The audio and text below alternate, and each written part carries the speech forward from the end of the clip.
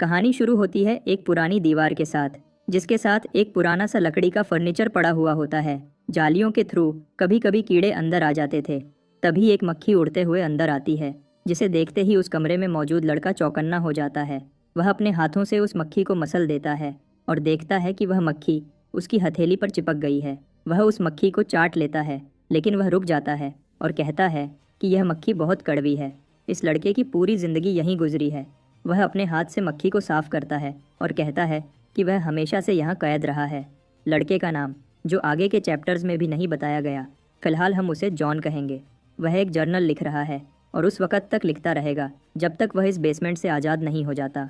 John लिखता है कि नॉर्मली लोग जर्नल को अपने नाम से शुरू करते हैं, लेकिन उसे अपना नाम नहीं पता क्योंकि किसी ने कभी उसे उसके नाम से नहीं बुलाया। वह एक तरफ देखता है जहाँ एक पिक्चर पड़ी हुई है और कहता है कि उसका एक नाम होना चाहिए। पिक्चर में वह, उसकी माँ और उसका बाप हैं। वह अपनी माँ से पैदा होने के कुछ टाइम बाद ही अलग कर दिया गया था। पिक्चर में उसकी माँ इतनी खुशी से मुस्कुरा रही है कि लगता है उसे जॉन से बहुत प्यार था। वह यह सोच रहा होता है कि पीछे से उसका बाप उसे डिस्टर्ब करता है और कहता है कि वह जा चुकी है, उसकी माँ मर चुकी है। जॉन पलटकर पूछता है कि इसका क्या मतलब है। बाप बताता है कि वह जॉन के पैदा होने से कुछ टाइम बाद ही एक पुल से कूदकर मर गई। यह कहकर वह हंसने लगता है, जिससे जॉन काफ़ी गुस्सा हो जाता है। जॉन कहता है कि यह आदमी भले ही उसका बाप है, लेकिन यही वह जालिम इंसान है जिसने उसे यहाँ बंद कर रखा है ताकि जॉन कहीं भाग न सके। वहाँ काफ़ी सारे दरवाजे हैं, हर एक दरवाजे पर अलग लॉक लगा हुआ है और सारी कीज़ उसके बाप की कमर पर लटकी हुई हैं। जॉन का बाप कहता है कि वह उसे कभी बाहर नहीं भेजेगा और जॉन से पूछता है कि क्या उसने पहले नहीं बताया कि उसकी माँ ने पुल से क्यों छलांग लगाई थी। जॉन यह सुनकर डर जाता है। उसका बाप एक कुकी उठाता है और उसे जॉन के मुंह के पास ले आता है। वह कहता है कि उसकी माँ उस दुनिया से डरती थी जिसमें वह रहती थी। उसका बाप कहता है कि सोचो, यह कुकी दुनिया है। फिर वह उस कुकी को तोड़ देता है और कहता है कि उसकी माँ को पता था कि बहुत जल्द तबाही आने वाली है। जॉन अभी भी डरा हुआ है। उसका बाप उसे बताता है कि वह उसे बाहर इसलिए नहीं भेज रहा क्योंकि वह उससे प्यार करता है और वह नहीं चाहता कि उसका बेटा भी अपनी माँ की तरह सुसाइड कर ले। वह यह सब नहीं होने देगा। लड़का गुस्से में कांपता है और कहता है कि उसका बाप झूठ बोल रहा है। यह एक बकवास एक्सक्यूज़ लगता है। वह कहता है कि उसे जॉन की माँ के बारे में ऐसे बात नहीं करनी चाहिए। जॉन कहता है कि वह अपने बाप पर कैसे यकीन करे क्योंकि उसने उसे कैद करके रखा हुआ है। बाप कहता है कि यकीन करना या न करना जॉन पर है। वह जॉन की नोटबुक उठा लेता है और कहता है कि यह जर्नल कभी दिन की रोशनी नहीं देखेगा। वह उसे जलाने जाता है और जॉन उसे रोकने की कोशिश करता है, लेकिन बाप उसे इग्नोर करता है। वह उस नोटबुक को जला देता है। अब सिर्फ राख बची है। जॉन रोते हुए पूछता है कि ऐसा आदमी उसका बाप कैसे हो सकता है। बाप कहता है कि जॉन को ऐसी बात नहीं करनी चाहिए। वह यह सब उसी के लिए कर रहा है और उसे अपने पीछे चलने को कहता है क्योंकि अब वह टाइम आ गया है। वे दोनों हॉलवे में चलते हैं। जॉन कहता है कि यह काम हर रोज़ एक ही टाइम पर होता है। बाहर जाने वाले वेंट्स से भी उसे कुछ आवाज़ नहीं सुनाई देती, सिर्फ उसकी और उसके बाप की आवाज़ सुनाई देती है। इस बड़े से बेसमेंट में वह अकेला है। बाप बोर्ड पर लिखना शुरू करता है। जॉन कहता है कि यह हमेशा का रूटीन है। पहले उसका बाप उसे लेक्चर देता है, फिर उसकी ट्रेनिंग होती है। यह इकलौती वह चीज़ है जो इस बोरिंग ज़िंदगी में टाइम स्पेंड करने में उसकी मदद करती है। वह एक किताब की तरफ मुस्कुराकर देखता है और कहता है कि वह टाइम स्पेंड करने के लिए लाइब्रेरी से किताबें पढ़ सकता है। वहाँ काफ़ी सारी किताबें हैं, लेकिन उसे वे पसंद हैं जो बाहर की दुनिया के बारे में बताती हैं। वह सिर्फ सोच सकता है कि बाहर की दुनिया कैसी होगी। वह सोचता है कि सनलाइट का एहसास कैसा होगा, शायद काफ़ी गर्म होगा। वह घास और ट्रीज़ के बीच भागने की फीलिंग जानना चाहता है। वह देखना चाहता है कि दूसरे लोग कैसे दिखते हैं। वह दोस्त बनाना चाहता है, लेकिन सबसे ज़रूरी काम उसे अपनी माँ को ढूंढना है। तभी उसका बाप उसे एक ज़ोरदार किक मारता है। उसका बाप उससे किताब छीन लेता है और कहता है कि उसने क्लियरली बताया था कि कौन सी किताबें पढ़ने की इजाज़त है। यह किताब सरफेस के बारे में है और जॉन को यह पढ़ने की परमिशन नहीं है। उसका बाप हंसता है और कहता है कि यह सब कितना फजूल है कि जॉन को बाहर की दुनिया में इतना इंटरेस्ट है, जबकि जॉन कभी भी यहाँ से बाहर नहीं जा सकता क्योंकि जब तबाही आएगी दुनिया चीख और खून से भर जाएगी, सिर्फ राख बचेगी। उस टाइम जॉन सिर्फ इस बेसमेंट में ही सर्वाइव कर सकता है। जॉन कहता है कि वह इस झूठ से थक चुका है। उसका बाप हमेशा कहता है कि तबाही आने वाली है और इस वजह से उसे यहाँ बंद रखा गया है और फिजिकली अब्यूज़ किया जाता है। जॉन कहता है कि वह इस जेल से हर हाल में भागेगा, लेकिन अभी वह टाइम नहीं है। उसे परफेक्ट मौके का इंतज़ार करना होगा। जब उसका बाप थोड़ा ढीला पड़ेगा तब वह चाबियां चुराकर भाग जाएगा। बंकर के ट्रेनिंग एरिया में जॉन पुशअप्स निकालते हुए पसीने में डूब जाता है। उसका बाप कहता है कि अगर वह सिर्फ इतने से थक गया है तो वह सर्वाइव नहीं कर पाएगा। क्योंकि वह अभी सिर्फ 10 पुशअप्स ही कर सका है। लेकिन असल में जॉन के ऊपर बहुत ज़्यादा वेट लगा हुआ है। उसके बाजुओं ने जवाब दे दिया और वह वजन के नीचे गिर जाता है। वह बिल्कुल थक चुका है। उसका बाप उसके पास आता है। वह अपना हाथ उसकी तरफ बढ़ाता है, लेकिन जॉन कन्फ्यूज्ड हो जाता है। वह देखता है कि उसका बाप थोड़ा केयरिंग लग रहा है और पूछता है कि वह उसकी मदद क्यों कर रहा है। बाप उसका हाथ पकड़ता है और उसे खींचकर उठाता है। वह कहता है कि उसने कभी नहीं कहा कि वह उसकी मदद कर रहा है, और साथ ही उसके पैरों के नीचे से लात मारकर उसे एक शीशे की तरफ गिराता है। वह उस शीशे के साथ जोर से टकराता है। बाप कहता है कि अगर कोई उसकी तरफ हाथ बढ़ाए तो उसे कभी भरोसा नहीं करना चाहिए। हमेशा इंसानों से संभल कर रहना चाहिए, खासकर तबाही के वक्त। और यह ट्रेनिंग उसी के लिए है। वह कॉम्बैट टेक्निक्स सिखाता है जो ज़रूरी हैं, क्योंकि उसे अपने हाथों से ही सर्वाइव करना होगा। लेकिन उसे पता चलता है कि लड़का उसकी बात नहीं सुन रहा, क्योंकि वह बेहोश सा हो चुका है। बाप कहता है कि वह इतनी जल्दी ही बेहोश हो गया, यह अभी बहुत वीक है। उसका बाप वापस मुड़ जाता है और कहता है कि आज के लिए बस इतना ही काफ़ी है। उसके बाप के जाने के बाद जॉन की चौकन्ना हो जाता है। यही वह मौका था जो वह ढूंढ रहा था। जॉन चाहता था कि उसका बाप उसे कमज़ोर समझकर छोड़ जाए, ताकि जॉन अपना प्लान पूरा कर सके। वह झट से उठता है और एक शीशे का पीस उठा लेता है। उसके बाप को अभी तक इस बारे में कुछ नहीं पता। जॉन अपने बाप की तरफ भागता है। वह सोचता है कि वह उसे मारकर भाग जाएगा। वह धीरे धीरे अपने बाप के पास पहुंच आता है। जॉन मुस्कुराता है, क्योंकि उसे लग रहा था कि उसका प्लान काम करने वाला है। जैसे ही जॉन अपने बाप के पास पहुंचता है, बाप रुक जाता है। लेकिन जॉन से एक गलती हो गई है अपने इस प्लान में। बाप नीचे ज़मीन पर देखता है और उसे अपने पीछे एक परछाई दिखती है। उसके बाप को अंदाज़ा था कि जॉन ऐसा कुछ करेगा, इसलिए वह पहले से चौकन्ना था। जैसे ही जॉन उस शीशे के पीस से अटैक करने वाला होता है, उसका बाप पलटता है और उसकी तरफ देखकर मुस्कुराता है। जॉन हैरान हो जाता है जब वह अपने बाप के निंजा जैसे मूवमेंट्स देखता है, लेकिन वह अपना प्लान जारी रखता है और उसे शीशा मारने की कोशिश करता है। लेकिन उसका बाप उस अटैक से बच जाता है, जिससे जॉन काफ़ी परेशान हो जाता है। उसका बाप अपनी पोजीशन संभालता है और अपने जिस्म को घुमाता है और एक किक मारने की पोजीशन बना लेता है। जॉन को लगता है कि अब वह पक्का गया। साथ ही एक ज़ोरदार किक की आवाज़ आती है और जॉन बेहोश होकर ज़मीन पर गिर जाता है।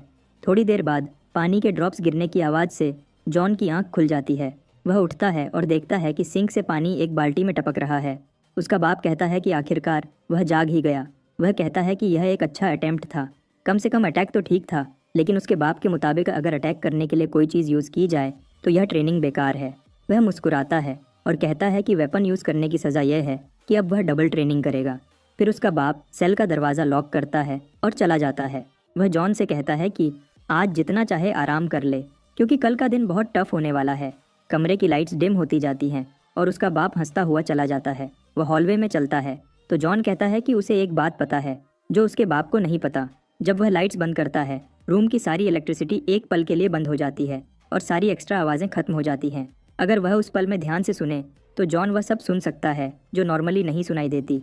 दूर से भी वह हल्की हल्की आवाज़ें सुन सकता है, टायर्स के घूमने की आवाज़, बर्ड्स की आवाज़ें और शहर से आने वाली शोर की आवाज़ भी। इससे उसे दो चीज़ें पता चलीं। जब उसका बाप कहता है कि बेड टाइम है, असल में ऊपर ज़मीन पर दिन का टाइम होता है, और दूसरी सच्चाई है कि सब कुछ नॉर्मल है। उसका बाप बार बार कहता है कि तबाही आने वाली है, लेकिन यह सिर्फ एक बहाना है उसे बंद रखने का। इसलिए जॉन यहाँ से भागने का प्लान बनाता है ताकि वह अपनी माँ को ढूंढ सके। जब भी वह उसके बारे में पूछता है, उसे सिर्फ यही बताया जाता है कि वह मर चुकी है। लेकिन अब जब जॉन को पता है कि उसका बाप सिर्फ झूठ बोलता है, उसे एक बात समझ आ गई है, उसकी माँ असल में जिंदा है। वह अपना कंबल ऊपर खींचता है और कहता है कि वह उसे ज़रूर ढूंढेगा। इधर उसका बाप हॉलवे में हंसता हुआ चला जाता है। तभी उसका फ़ोन बजता है। वह रुक जाता है और फ़ोन निकाल कर देखता है। यह किसी रिवर का कॉल है। उसका चेहरा एकदम सीरियस हो जाता है और वह पूछता है कि बात क्या है। उसने कहा था कि इमरजेंसी के अलावा कांटेक्ट न करें। जब जॉन सो रहा होता है, उसका बाप रिवर की बातें काफ़ी देर तक सुनता है। जब रिवर फाइनली रुकता है, बाप कहता है ठीक है, और यह भी कहता है कि लड़के को जीने दो। कॉल सुनने के बाद उसका बाप ज़मीन पर गिरकर रोने लग पड़ता है। कुछ देर बाद जॉन अपने बाप की हंसी सुनता है और आंखें खोलता है। वह देखता है कि उसके बाप का मूड आज बिल्कुल अलग है, कुछ अजीब सा लग रहा है। जॉन को कुछ गड़बड़ लगती है। वह पूछता है कि बात क्या है। तभी उसे एहसास होता है कि वह अपनी बॉडी मूव नहीं कर सकता।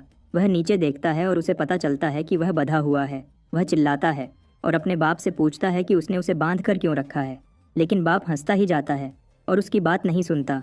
जॉन गुस्से में दांत पीसने लग जाता है और कहता है कि वह खरुद को आज़ाद कर लेगा। वह जोर लगाता है और रस्सी धीरे धीरे टूटने लगती है। उसका बाप उसे घूर रहा होता है, जिसे देखकर जॉन परेशान हो जाता है। एक खौफनाक आवाज़ में उसका बाप उसे कहता है कि रुक जाओ।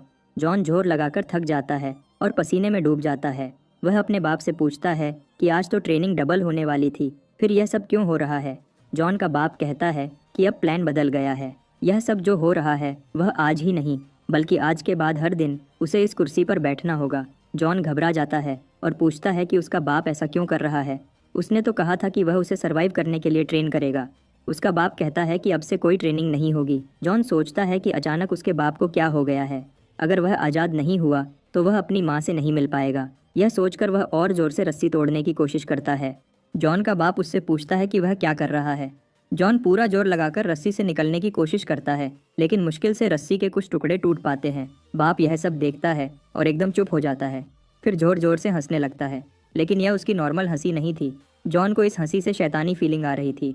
जॉन का बाप उसे एक पावरफुल पंच मारता है, जिसकी आवाज़ पूरे कमरे में फैल जाती है। इस पंच से जॉन कुर्सी के साथ हवा में उड़ जाता है और दूर जा गिरता है। फिर उसका बाप पास आता है और कुर्सी को वापस खड़ा करता है। वह कहता है कि उसने हिलने से मना किया था। वह फिर हंसता है और फिर नॉर्मल हो जाता है, लेकिन जॉन अब भी आज़ाद होने के लिए बेचैन है और दोबारा कोशिश करता है। इस बार उसका बाप उसे लात मारता है और उसे ज़मीन पर गिराकर ज़ोर ज़ोर से हंसता है। जॉन बार बार कोशिश करता है और उसका बाप उसे बार बार मारता है। जॉन को समझ नहीं आता कि उस दिन उसे फाइट करते रहने की हिम्मत कहाँ से आई, क्योंकि ज़्यादा समझदारी तो यह होती कि जॉन हार मान लेता और किसी दूसरे मौके का इंतज़ार करता। लेकिन वह हार नहीं मानना चाहता था, चाहे इसमें उसकी जान ही क्यों न चली जाए। जॉन का अपने बाप के खिलाफ गुस्सा दिन ब दिन बढ़ता जा रहा था, क्योंकि उसने जॉन को बहुत टॉर्चर किया था। जॉन को फील होता है कि वह अपना हाथ फ्रीली मूव कर सकता है। वह नीचे देखता है तो उसे पता लगता है कि वह रस्सी से आज़ाद हो गया है। उसे ऐसी एक्साइटमेंट पहले कभी नहीं हुई। वह सोचने लगता है कि अगर वह अपने बाप को हरा दे तो उसके बाप का फेस कैसा लगेगा। वह मुस्कुराता है और बाप की तरफ देखता है, लेकिन उसे बाप पहले से ही उसके बिल्कुल पास खड़ा होता है। जॉन को लगा था कि बाप गुस्सा होगा या शायद परेशान होगा कि वह आज़ाद हो गया है, लेकिन उसके बाप का इस पर कोई रिएक्शन नहीं था, जिसे देखकर जॉन को फिक्र होने लगी थी। उसका बाप रो रहा था और ऐसा लगता था जैसे वह हमेशा अपने आंसुओं को रोक कर रखता था। जॉन यह देखकर शॉक हो जाता है, क्योंकि पहली बार उसने अपने बाप के गुस्से वाले चेहरे की जगह एक उदास इंसान देखा था। जॉन को समझ नहीं आता कि उसका बाप क्यों रो रहा है, यहाँ तक कि जब उसका बाप उस पर अटैक करता है तो जॉन अटैक से बचने की कोशिश भी नहीं करता। उसे एक जोर की हिट लगती है, जिसकी वजह से वह बेहोश होने लगता है और देखता है कि उसका बाप उसके पास आता है और कांपती आवाज़ में कहता है कि उम्मीद है कि वह समझ जाएगा। जॉन बेहोश होते होते अपने बाप की बातों को याद करता है। उसके बाप ने कहा था कि कुछ बातें हमेशा याद रखना। सारे सर्वाइवल टिप्स में सबसे ज़रूरी रूल ये है कि बेसमेंट कभी नहीं छोड़ना। यहाँ से ज़्यादा सेफ जगह कोई नहीं है। इसमें हज़ारों डिफेंस मैकेनिज़म्स हैं। यह 126 साल तक चलेगा और यहाँ खाने की कोई कमी नहीं है। ऐसी जगह छोड़ना जहाँ सेफली ज़िंदगी गुजारने के लिए सब कुछ अवेलेबल है, मौत को दावत देने जैसा है। तबाही बिना वार्निंग के आएगी, इसलिए बेसमेंट कभी नहीं छोड़ना। इतने में जॉन एकदम जागता है और खड़ा हो जाता है। उसे उसका बाप आसपास नज़र नहीं आता। वह सोचता है कि ऐसा पहले कभी नहीं हुआ। उसका बाप सिर्फ तब जाता था जब जॉन सो जाता था। इसके अलावा उसका बाप हर वक्त बेसमेंट में होता था। वह कहता है कि कल भी बाप का बिहेवियर बहुत अजीब था। वह दीवार के सहारे बैठता है और सोचता है कि रोज़ की नॉर्मल रूटीन से लेकर कल तक जो कुछ भी हुआ उसे कुछ समझ नहीं आ रहा था। उसे लगता है कि कुछ बड़ा होने वाला है। तभी गियर्स रुक जाते हैं। उसका अंदाज़ा सही था। दरवाज़ा खुलता है और वह देखता है कि हॉलवे के सारे दरवाजे अब खुल चुके हैं और वहाँ कोई भी नज़र नहीं आ रहा। वह यह मौका नहीं छोड़ सकता। वह तेज़ी से भागता है, क्योंकि ऐसा मौका उसे फिर नहीं मिलने वाला। वह हॉलवे में तेज़ तेज़ भागता है। वह कहता है कि अगर उसका बाप यहाँ होता तो अब तक उसे रोक देता, लेकिन अब जब उसने नहीं रोका, इसका मतलब वह यहाँ नहीं है। वह दौड़ता रहता है जब तक वह हॉलवे के एंड में एक लगी स्टेयर्स तक नहीं पहुँच जाता। वह ऊपर देखता है और कहता है कि उसे यह मिल गया। वह स्टेयर्स चढ़ना शुरू करता है और उम्मीद करता है कि बाहर रोशनी होगी। जैसे ही वह ऊपर पहुँचता है, वह कवर हटाता है और बाहर से कार्स की आवाज़ सुनाई देती है। वह होल से बाहर निकलता है। उसकी आंखें इतनी रोशनी की वजह से बंद हो जाती हैं, लेकिन धीरे धीरे वह आंखें खोलता है और एकदम शॉक हो जाता है जब उसे सामने एक नॉर्मल सिटी दिखता है, जहाँ लोग सुकून से अपनी ज़िंदगी जी रहे हैं। उसका दिल जोर से धड़कने लगता है। वह फाइनली आज़ाद हो चुका है। एक आदमी पास आता है और पूछता है कि वह रोड के बीच में क्यों खड़ा है। जॉन पलटता है और एक दूसरे इंसान को देखकर खामोश हो जाता है। आदमी सोचता है कि शायद यह लड़का पागल है। जॉन को एहसास होता है कि इतना जल्दी खामोश होना ठीक नहीं। उसे चौकन्ना रहना चाहिए, क्योंकि उसके बाप को पता चल सकता है कि वह गायब है। अगर ऐसा हुआ तो वह उसे ढूंढने ज़रूर आएगा और जॉन को वापस बंद कर देगा। इसलिए बेहतर यह है कि वह यहाँ से कहीं दूर भाग जाए, जहाँ उसका बाप उसे कभी न ढूंढ सके। वह पूरे सिटी में भागता है और कहता है कि उसने इस दिन का सपना हमेशा देखा था, बेसमेंट से निकलना और सचमुच आज़ाद होना। कुछ टाइम पहले तक यह एक इम्पॉसिबल काम लगता था, लेकिन अभी भी कुछ अजीब सा लग रहा है कि यह सब इतना अचानक कैसे हो गया। वह रुक जाता है और सोचता है कि शायद यह सिस्टम की खराबी की वजह से हुआ, लेकिन सिर्फ सिस्टम खराब होने से सारे दरवाजे कैसे खुल सकते हैं? उसका बाप कभी ऐसी गलती नहीं करेगा। फिर उसे ख्याल आता है कि शायद सारे दरवाजे खोलना और जॉन को आज़ाद करने का प्लान उसके बाप का ही था। जॉन अपना सिर हिलाकर कहता है, नहीं, यह हो ही नहीं सकता, क्योंकि वही तो था जिसने कहा था कि वह जॉन को कभी बाहर नहीं जाने देगा। वह इधर उधर देखता है। सब लोग अपनी ज़िंदगी नॉर्मल तरीके से जी रहे हैं। स्टूडेंट्स, बच्चे खुशी से खेल रहे हैं और हर तरफ बस खुशियाम है। वह सोचता है कि अगर उसका बाप उससे झूठ न बोलता तो आज जॉन भी यह सब फील कर सकता था। यहाँ कोई तबाही नहीं है, बस सुकून है। जॉन कहता है कि उसे पता था कि दुनिया के ख़त्म होने की फ़िक्र करना फजूल थी, क्योंकि यहाँ तो सब नॉर्मल है। लेकिन उसकी हंसी धीरे धीरे ख़त्म हो जाती है और जॉन के दिमाग में उसके बाप की बातें गूंजती हैं, जब उसने कहा था कि तबाही कभी बताकर नहीं आती। एकदम सारे परिंदे हवा में उड़ जाते हैं और सब लोग ऊपर देखने लग जाते हैं। आसमान में उन्हें कुछ ऐसा नज़र आता है जिसे देखकर वे सब शॉक हो जाते हैं। जॉन की नज़र एक बलून पर पड़ती है, लेकिन जब वह गुजरता है तो जॉन देखता है कि आसमान में कुछ है जो सूरज को कवर कर रहा है। सब लोग सोचने लगते हैं कि यह क्या हो रहा है। एक अजीब प्लैनेट जैसी चीज़ सामने आती है जिसके ऊपर एक तूफान बनने लगता है। जब वह पास आता है तो पता चलता है कि यह एक नहीं बल्कि काफ़ी सारे प्लैनेट्स हैं जो मिलकर एक साथ हो रहे हैं और सीधा ज़मीन की तरफ आ रहे हैं। उन पर बनने वाले तूफान ऑक्टोपस के टेंटिकल्स की तरह ज़मीन से जुड़ रहे हैं। जैसे जैसे यह पास आता है लोग घबरा जाते हैं। वे एक दूसरे से पूछते हैं कि यह क्या है। कुछ लोगों को लगता है कि शायद चाँद है। जॉन कहता है, क्या सब लोग बेवकूफ़ हैं या बस देख नहीं पा रहे कि इस प्लैनेट में से एक चमकती हुई रोशनी निकल रही है, जैसे कोई मॉन्स्टर उनकी तरफ देख रहा हो। लेकिन यह सिर्फ एक नहीं है, उन टेंटिकल्स के साथ हज़ारों मॉन्स्टर्स हैं जो अर्थ की तरफ आ रहे हैं। जैसे जैसे ये प्लैनेट्स पास आते हैं जॉन याद करता है कि उसके बाप ने कहा था कि कभी बाहर नहीं जाना। लेकिन यहाँ एक और मसला सामने आ गया है। मॉन्स्टर्स को बेसमेंट के बारे में पहले से पता है। अजीब बात है कि ये मॉन्स्टर्स पहले कहीं और नहीं, सीधा बेसमेंट की तरफ जाते हैं। इसका मतलब है कि अब बेसमेंट भी सेफ नहीं। मॉन्स्टर्स बेसमेंट के अंदर घुस जाते हैं। सारे एक साथ चिपक कर घुस रहे होते हैं और बाकी मॉन्स्टर्स सरफेस पर फैल जाते हैं। सब लोग शॉक होकर यह सब देख रहे होते हैं और कोई एक्शन नहीं लेते जब तक एक मॉन्स्टर एक आदमी को अपने टेंटिकल्स से उठाकर खींच नहीं लेता। वह आदमी चीखता है लेकिन भागने की कोशिश भी नहीं करता। मॉन्स्टर का मुंह उसे खाने के लिए खौफनाक तरीके से खुल जाता है। लेकिन यह सब होते हुए भी कोई भाग नहीं रहा, बस देख रहे होते हैं। जब वह मॉन्स्टर उस आदमी को क्रश कर देता है और उसका सिर ज़मीन पर लोगों के सामने गिरता है, सब देख रहे होते हैं कि वह रुक जाए और फिर एकदम से हर तरफ डर का माहौल बन जाता है। सब लोग चीखने लग जाते हैं और इधर उधर भागने लग जाते हैं। वे एक दूसरे से पूछते हैं कि यह क्या हो रहा है। कुछ लोग घबराकर गिरने लगते हैं। एक बच्चा हेडफोन्स लगाकर म्यूजिक सुन रहा होता है जब सब उसके पास से भाग रहे होते हैं। जॉन देखता है कि ऊपर से कुछ उड़कर आ रहा है।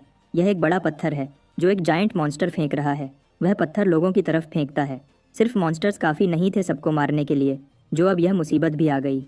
एक और मॉन्स्टर उड़ता हुआ आता है जिसके जिस्म में सारा स्पाइक्स से भरा होता है। वह बहुत आसानी से लोगों को 2 हिस्सों में काट देता है।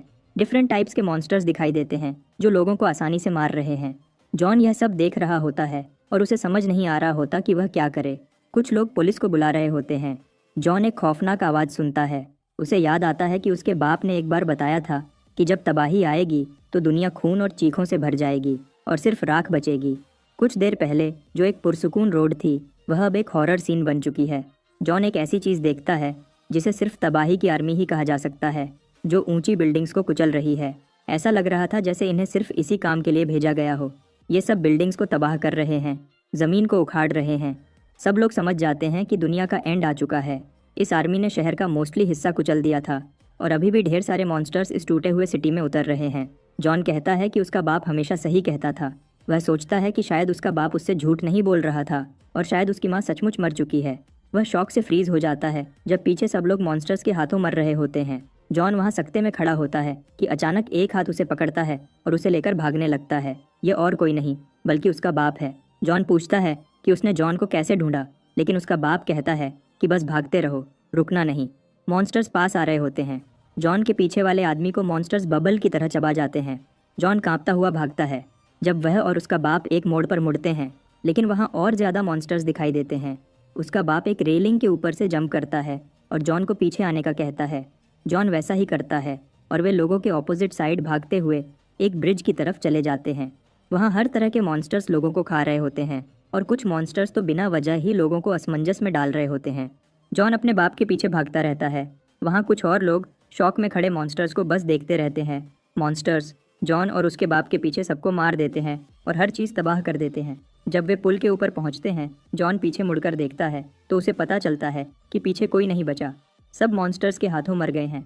वह अपने बाप से कहता है कि वे पास आ रहे हैं। उसका बाप उसे कहता है कि वह बस भागता रहे, यहाँ से भागने का सिर्फ यही एक रास्ता है।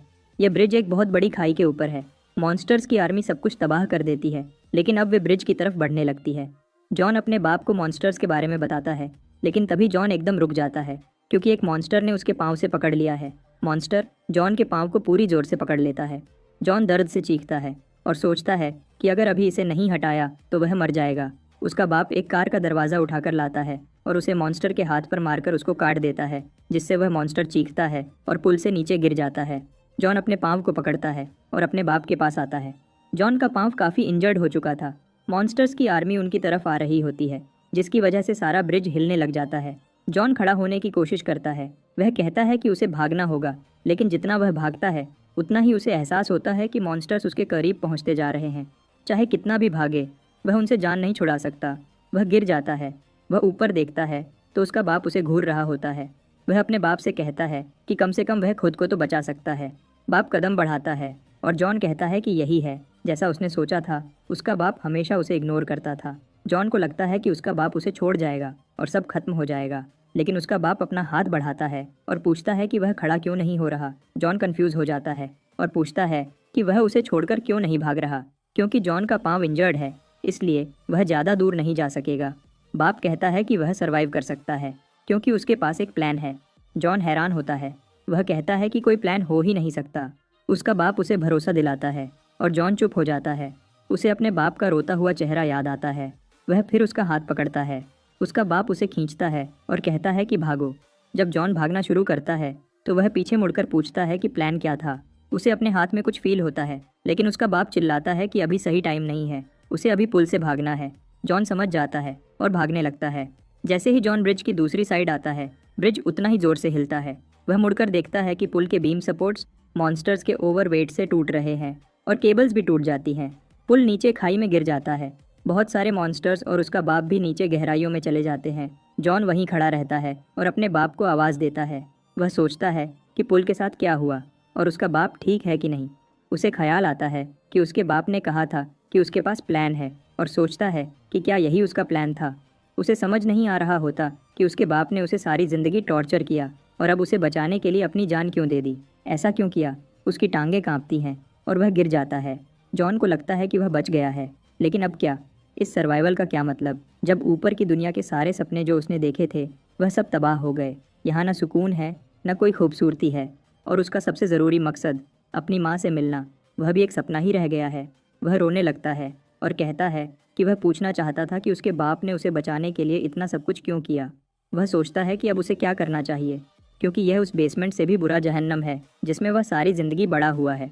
उसे ख्याल आता है कि जब उसके बाप ने उसकी मदद की थी तो उसने एक नोट दिया था। वह अपने हाथ को देखता है और धीरे से उस नोट को खोलता है ताकि देख सके कि उसमें क्या लिखा है। जब वह नोट पढ़ लेता है उसके बाद वह रोना बंद कर देता है और गिरे हुए पुल के आसपास देखने लग जाता है। लेकिन तभी एक मॉन्स्टर क्लिफ से चढ़कर बाहर आता है। जॉन डर जाता है और भागने के लिए मुड़ता है, लेकिन उसके पाँव में बहुत तेज़ दर्द होता है। वह रेलिंग पकड़ता है और देखता है कि मॉन्स्टर पास आ रहा है। आखिर में दोनों पुल से नीचे गिर जाते हैं। जॉन खड़ा होने की कोशिश करता है, लेकिन उसका स्टैमिना बिल्कुल खत्म हो चुका है।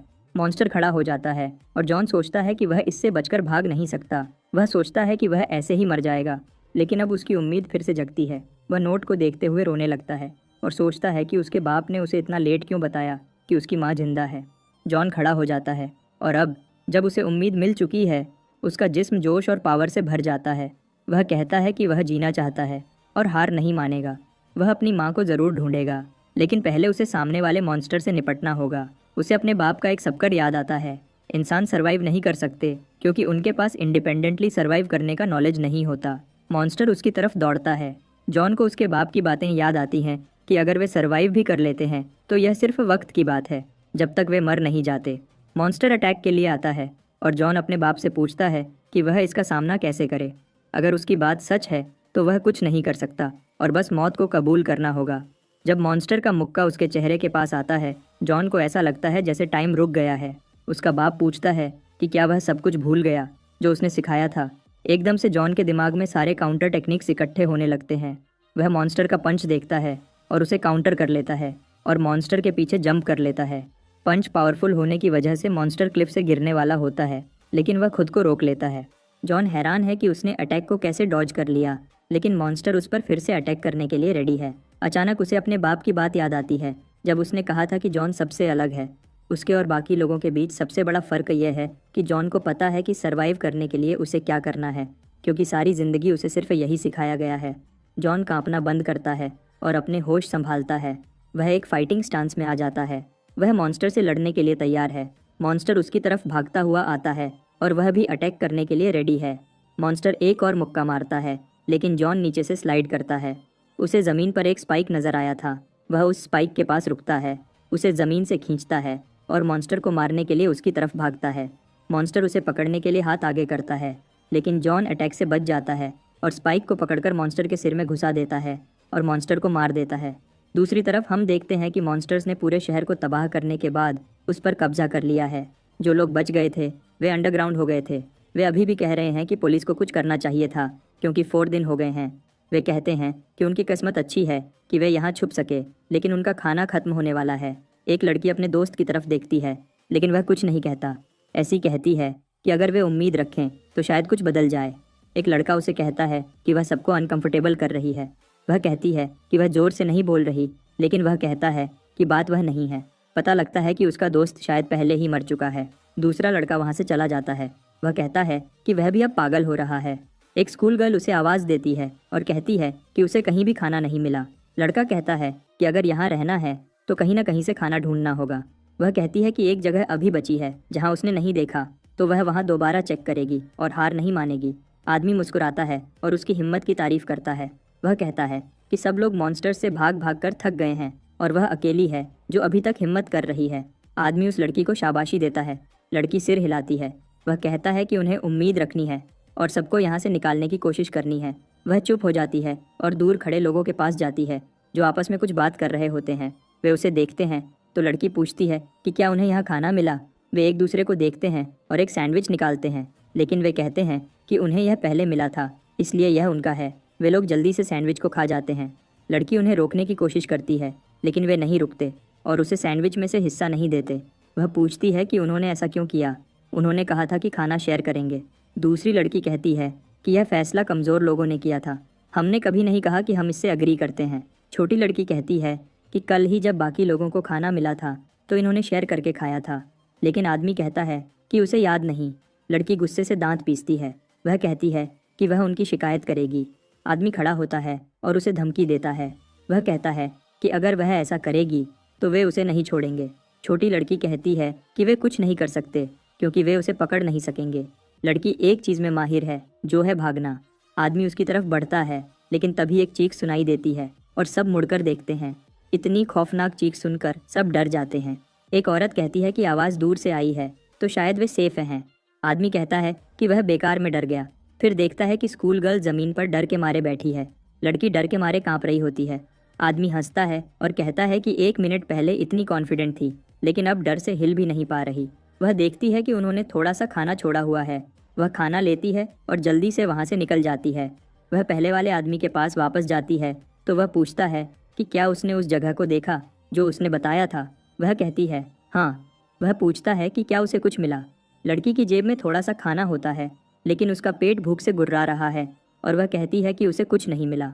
आदमी कहता है कि यह कोई नई बात नहीं है, सबसे ज़रूरी यह है कि वे जिंदा हैं, लेकिन अगर ऐसे ही चलता रहा तो यह भी ज़्यादा देर नहीं चलेगा। तभी एक मॉन्स्टर कमरे में घुस जाता है। डर के मारे स्कूल गर्ल गिर जाती है। वह जल्दी से वापस बैठती है और डर के मारे देखती है कि मॉन्स्टर आदमी के पीछे है। आदमी रेंगता है और उसकी तरफ मदद के लिए हाथ बढ़ाता है, लेकिन वह भाग जाती है और कहती है कि वह उसकी मदद नहीं कर सकती। आदमी उसे रुकने को कहता है, लेकिन वह कहती है कि उसने पहले ही बताया था कि वह अच्छी इंसान नहीं है और जल्द ही मॉन्स्टर उस आदमी को चीर फाड़ कर खा जाता है। कंजूस कपल भी डर के मारे भागना शुरू करता है। वे देखते हैं कि स्कूल गर्ल सीधा मॉन्स्टर की तरफ भाग रही है। औरत कहती है कि यह अच्छा मौका है, वे उसे बेट की तरह यूज़ कर सकते हैं। वे भी लड़की की तरफ भागते रहते हैं और उसे बेवकूफ़ कहते हैं। मॉन्स्टर उसे मारने के लिए छोटी लड़की की तरफ झुकता है। छोटी लड़की यह सब देखती है, लेकिन उसके पास एक प्लान था और उसकी आंखों में ज़रा भी डर नहीं था। वह आगे डाइव करती है और अटैक्स के पास से रोल करती है और रोल करके मॉन्स्टर से बचकर निकल जाती है। बाकी लोग हैरान होते हैं क्योंकि उसने यह सब इतना परफेक्टली किया। उन्हें याद आता है कि उसने कहा था कि वह भागने में माहिर है और वह झूठ नहीं बोल रही थी। लेकिन वह कपल मॉन्स्टर के सामने आ जाता है और मॉन्स्टर उन्हें मार देता है। लड़की भागती भागती फाइनली एक जगह कवर के पीछे पहुंच जाती है। वह भाग भाग कर बिल्कुल थक चुकी है। लड़की ज़मीन पर गिर जाती है और उम्मीद भरी दुआ करती है कि मॉन्स्टर्स उसे छोड़ दें। वह दूसरी तरफ देखती है तो उसे वहाँ जॉन बैठा हुआ नजर आता है। वह एकदम से चीख पड़ती है और उसे धक्का दे देती है। उसे लगा था कि यह कोई डेड बॉडी है, लेकिन जॉन धीरे से बोलता है और उसे पता चलता है कि वह जिंदा है, लेकिन उनके सामने एक मॉन्स्टर है। लड़की को शक होता है कि शायद मॉन्स्टर ने उसकी चीख सुन ली है। वह उनकी तरफ रेंगने लगता है और वह डर से कांपने लगती है, लेकिन देखती है कि जॉन अभी भी ज़मीन पर पड़ा है। वह उसे कॉलर से पकड़ती है और मॉन्स्टर से दूर खींचकर अपने साथ ले जाती है और छुप जाती है। मॉन्स्टर चला जाता है और वह कहती है शुक्र है वह चला गया, और राहत की सांस लेती है। जॉन उसे बताता है कि वह जिंदा है। फिर वह नीचे देखती है और देखती है कि जॉन अब जाग गया है। उसके एकदम बोलने से उस लड़की की फिर से चीख निकल जाती है। जॉन एकदम डर के मारे उससे दूर हो जाता है और पूछता है कि वह कौन है और उसके साथ क्या कर रही थी। वह कंफ्यूज हो जाती है, लेकिन जॉन को अपने बाप की कही हुई बात याद आती है कि किसी पर भरोसा नहीं करना। लड़की हैरानी से पूछती है कि वह ऐसा क्यों कह रहा है, क्योंकि उसने जॉन को मॉन्स्टर से बचाया था। जॉन कहता है कि शायद उसका बाप सही था, उसे इंसानों के पास नहीं आना चाहिए था। वह उस लड़की से पूछता है कि वह उस पर कैसे यकीन करे, लेकिन तभी उसका पेट गुर्राता है और वह ज़मीन पर गिर जाता है। उसे बहुत ज़्यादा भूख लगी थी। उसने 5 दिन से बेसमेंट में कुछ खाया था और अब वह और बर्दाश्त नहीं कर सकता। वह एनर्जी बचाने के लिए रेस्ट कर रहा था, लेकिन अब एक इंसान से टकरा गया। वह उसे कहती है कि उसके पास खाना नहीं है। जॉन कहता है कि वह क्या बोल रही है, उसने तो उससे कुछ मांगा ही नहीं। वह कहती है कि वह बस भूखा लग रहा था, इसलिए उसने पहले ही बता दिया कि उसके पास कुछ नहीं है। तभी खाना उस लड़की की जेब से गिर जाता है। यह देखकर वह काफ़ी घबरा जाती है। जॉन पूछता है कि यह क्या है, तो वह जल्दी से कोई बहाना सोचने लगती है, लेकिन जॉन को सचमुच नहीं पता कि यह क्या है, क्योंकि उसने ऐसा खाना कभी नहीं खाया था। लेकिन इसे देखकर उसे और भूख लग जाती है। जॉन पूछता है कि क्या यह खाना है। वह जल्दी से कहती है नहीं, यह खाना नहीं है। वह कहता है कि शायद वह गलत था। उसे लगा था कि वह उस लड़की पर भरोसा कर सकता है, लेकिन वह लड़की अपनी बात कवर करने की कोशिश करती है और कहती है कि वह बेवकूफ़ है जो खाने को नहीं पहचान सका, ताकि वह बात बदल सके और यहाँ से भाग सके। जॉन उसे झूठा कहता है और पूछता है कि क्या उसे लगा कि वह सचमुच एक इंसान पर यकीन करेगा। वह हैरान हो जाती है। जॉन कहता है कि सब इंसान झूठ बोलते हैं। वह समझ जाती है कि उसने इस जॉन के क्लेवर दिमागर को अंडर एस्टिमेट किया था। जॉन कहता है कि उसके रिएक्शन से पता चल रहा है कि यह खाना है, उसे इसकी ज़रूरत है, और अगर वह कोऑपरेट नहीं करेगी तो वह ज़बरदस्ती छीन लेगा। लड़की मजबूरन उसे आधा खाना दे देती है और कहती है कि यह आधा खाना है, वह इससे ज़्यादा नहीं दे सकती। जॉन सोचता है कि वह क्यों शेयर कर रही है, इससे तो उस लड़की का पेट नहीं भरेगा। लड़की कहती है कि जॉन को बाद में इसका 4 गुना वापस करना होगा और यह भूलना नहीं। जॉन अग्री करता है और अपना आधा खाना खाने लगता है। फिर वह जाने के लिए मुड़ता है तो लड़की पूछती है कि वह कहाँ जा रहा है। वह कहता है कि अब जब उसने खाना खा लिया तो वह चल सकता है। वह पूछती है कि इस हालत में अकेला कहाँ जाएगा। लड़की बताती है कि यह उसका मोहल्ला है और उसे यह जगह अच्छे से पता है, तो उसे यकीन है कि मॉन्स्टर्स की वजह से इस टाइम वे कहीं नहीं जा सकते। बात करते करते लड़की जॉन से टकरा जाती है और पूछती है कि वह रुक क्यों गया। वह कहता है कि क्या उसे यह एरिया सचमुच अच्छे से पता है। वह हाँ कहती है क्योंकि वह यहीं बड़ी हुई है। वह फिर पूछता है कि क्या उसे सबवे का पता है। थोड़ी देर छुप छुप कर चलने के बाद वह सोचती है कि वह इस सिचुएशन में कैसे फंस गई। अगर उसे पता होता तो वह उसे बचाती ही नहीं, कम से कम उसका खाना बच जाता।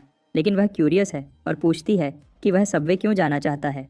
वह कहता है क्योंकि वहाँ वे सेफ़ रहेंगे, वहाँ सर्वाइवल के लिए चीज़ें हैं और यह एक ऐसा रास्ता है जहाँ मॉन्स्टर्स की नज़र नहीं पड़ती। सबसे ज़रूरी, सबवे में मॉन्स्टर्स के लिए इंसानों को ढूंढना मुश्किल होता है। वह कहती है कि जॉन बहुत अजीब है, ऐसे बोलता है जैसे उसे सर्वाइवल के बारे में सब कुछ पता है, और यह भी अजीब है कि वह ब्रेड को नहीं पहचान सका। सबवे के पास पहुंचकर वह बताती है कि वे लोग पहुंच गए, लेकिन वह कंफ्यूज हो जाती है क्योंकि उसे यकीन था कि सबवे यहीं हुआ करता था। जॉन उससे पूछता है कि क्या वह उसे धोखा दे रही है। लड़की कहती है कि यह ऑब्वियसली सबवे नहीं है, लेकिन वह एंट्रेंस ढूंढ रही है। वह उसे कहती है कि यहाँ वेट करे, वह खुद ढूंढ लेगी। लेकिन तभी एक बूढ़ा आदमी एकदम सामने आकर उन्हें डरा देता है और उन्हें खामोश होने को कहता है और बताता है कि वह यहाँ इसलिए आया क्योंकि उसने कुछ आवाज़ सुनी थी, लेकिन उसे उम्मीद नहीं थी कि यहाँ इंसान होंगे। जॉन पूछता है कि वह कौन है। बूढ़ा आदमी कहता है कि इंट्रोडक्शंस बाद में करेंगे। वह उन्हें अपने साथ चलने को कहता है, लेकिन लड़की पूछती है कि वे कहाँ जा रहे हैं। वह कहता है कि तुम लोग सबवे को ढूंढ रहे थे ना। वह उन्हें खंडहरों के बीच से एस्केलेटर के नीचे ले जाता है जहाँ सबवे है जिसे वे ढूंढ रहे थे। लड़की कहती है कि यहाँ काफ़ी लोग हैं। इतने सारे लोगों को देखकर वह हैरान हो जाती है। बूढ़ा आदमी कहता है कि वह उस पल को भूल नहीं सकता जब मॉन्स्टर्स अचानक आए। उसने सोचा था कि भागने की कोई जगह नहीं होगी, लेकिन भागते हुए उसे यह जगह मिल गई। उसका लक अच्छा था, वरना वह भी मारा जाता। वह सरफेस पर मेडिसिन ढूंढने गया था, इसलिए वह उन दोनों से मिल गया। लड़की और जॉन उस बूढ़े आदमी के साथ सबवे की गहराइयों में जाते हैं। वहाँ छुपे हुए लोग डर और भूख से जूझ रहे हैं। जॉन इधर उधर देखता है और कहता है कि उसने सबवे को बेस बनाने का प्लान बनाया था, लेकिन यहाँ इतने सारे लोग हैं। वह हर तरह के लोग देख सकता है। कुछ मायूसी में डूबे हुए, कुछ लोग जालिम बने हुए हैं और कुछ ऐसे लोग भी हैं जिन्हें वह समझ नहीं पा रहा। जितने ज़्यादा इंसान होंगे उतने ही ज़्यादा मसलों से उसे निपटना पड़ेगा, लेकिन इन सब में कोई ऐसा नहीं जो उसके लिए मसला बन सके। वह अपनी सिक्स्थ सेंस से पता लगा सकता है कि कौन खतरनाक है, जैसे सरफेस पर मॉन्स्टर्स का अंदाज़ा लगाया था और अपने बाप का भी। वह एक तरह का ऑरा सेंस कर सकता है, लेकिन यहाँ कोई भी खतरनाक वाइब नहीं दे रहा। तो शायद यहाँ रहना सेफ होगा, क्योंकि कोई भी उसे नुकसान नहीं पहुँचा सकता, चाहे वे दुश्मन ही क्यों न बन जाएं। वह यह सब सोच रहा होता है कि एकदम बूढ़े आदमी की बात से उसका जहन उस तरफ होता है जो कहता है कि अब इंट्रोडक्शंस का वक़्त है। उसका नाम हुआंग बॉम्ब है और वह एक डॉक्टर है। बॉम्ब बताता है कि वह मेडिसिन ढूंढ रहा था। तभी उसकी उन दोनों से मुलाकात हुई और उसे कुछ नहीं मिला। फिर वह उनसे इंट्रोडक्शंस देने को कहता है। जॉन जवाब नहीं देता तो लड़की कहती है कि उसका नाम हारू है। बॉम्ब कहता है कि यह अच्छा नाम है और उसके कपड़ों से लगता है कि वह वर्चुअल मिडिल स्कूल में पढ़ती है। हारू कहती है कि बूढ़ा आदमी सही कह रहा है, क्या वह उसे जानता है? वह कहता है कि उसका हॉस्पिटल स्कूल के सामने मॉल के पास ही है, इसलिए उसे स्कूल के बच्चों के बारे में पता है। हारू कहती है कि उसे याद नहीं कि वहाँ कोई हॉस्पिटल था। बॉम्ब जॉन की तरफ देखता है। उसके कपड़े बहुत गंदे थे। वह कहता है कि लगता है इसने काफ़ी कुछ झेला है। फिर वह उसका नाम पूछता है। जॉन कहता है कि उसे अपना नाम नहीं पता। बॉम्ब हैरान होता है तो जॉन बताता है कि उसका कभी कोई नाम नहीं था। बॉम्ब सोचता है कि यह शायद मजाक है। वह कहता है कि कोई बात नहीं, अगली बार बता देना, और हंसता है। एक आदमी जल्दी से अंदर आता है और कहता है कि हालात और ख़राब हो गए हैं। उसके साथ एक जख्मी आदमी जो दीवार के सहारे आकर खड़ा हो जाता है। वह बॉम्ब को देखकर खुश हो जाता है। बॉम्ब कहता है कि इसका हाल काफ़ी बुरा है। पिछली बार उन्होंने ब्लीडिंग रोक दी थी, लेकिन इन्फेक्शन जितना सोचा था उससे ज़्यादा तेज़ी से बढ़ रहा है। वह कहता है कि अभी सर्जरी करनी होगी, वरना इसकी जान खतरे में पड़ जाएगी। वह अपने सर्जिकल टूल्स निकालता है और कहता है कि अभी करना होगा। वह जख्म को डिसइंफेक्ट करने जाता है तो जॉन कहता है कि उसने किताबों में डॉक्टर्स के बारे में पढ़ा है। डॉक्टर इंसानों का इलाज करता है कुछ पैसों के बदले, लेकिन अब अपोकलिप्स में पैसे का लेन देन नहीं होता। तो वह बॉम्ब से पूछता है कि वह इन सब का इलाज करने के बदले क्या ले रहा है। बॉम्ब हैरान होता है और कहता है कि उसे ऐसी किसी चीज़ की ज़रूरत नहीं। सब उसके जवाब से हैरान हो जाते हैं। वह कहता है कि डॉक्टर का काम है जख्मी लोगों का इलाज करना, और फिक्र न करो, उसने कभी कोई सर्जरी फेल नहीं की। जख्मी आदमी की आंखों में आंसू आ जाते हैं। वह कहता है कि वह बहुत थैंकफुल है और बॉम्ब को गले लगा लेता है। जॉन कंफ्यूज हो जाता है और पूछता है कि वह बिना कुछ लिए उसकी मदद क्यों कर रहा है। वह सोचता है कि क्या इंसान बेवकूफ़ होते हैं या फिर वे सचमुच ऐसे अच्छे काम भी करते हैं। बॉम्ब उसे कहता है कि उसे केयर करनी होगी कि जख्म न खुल जाए।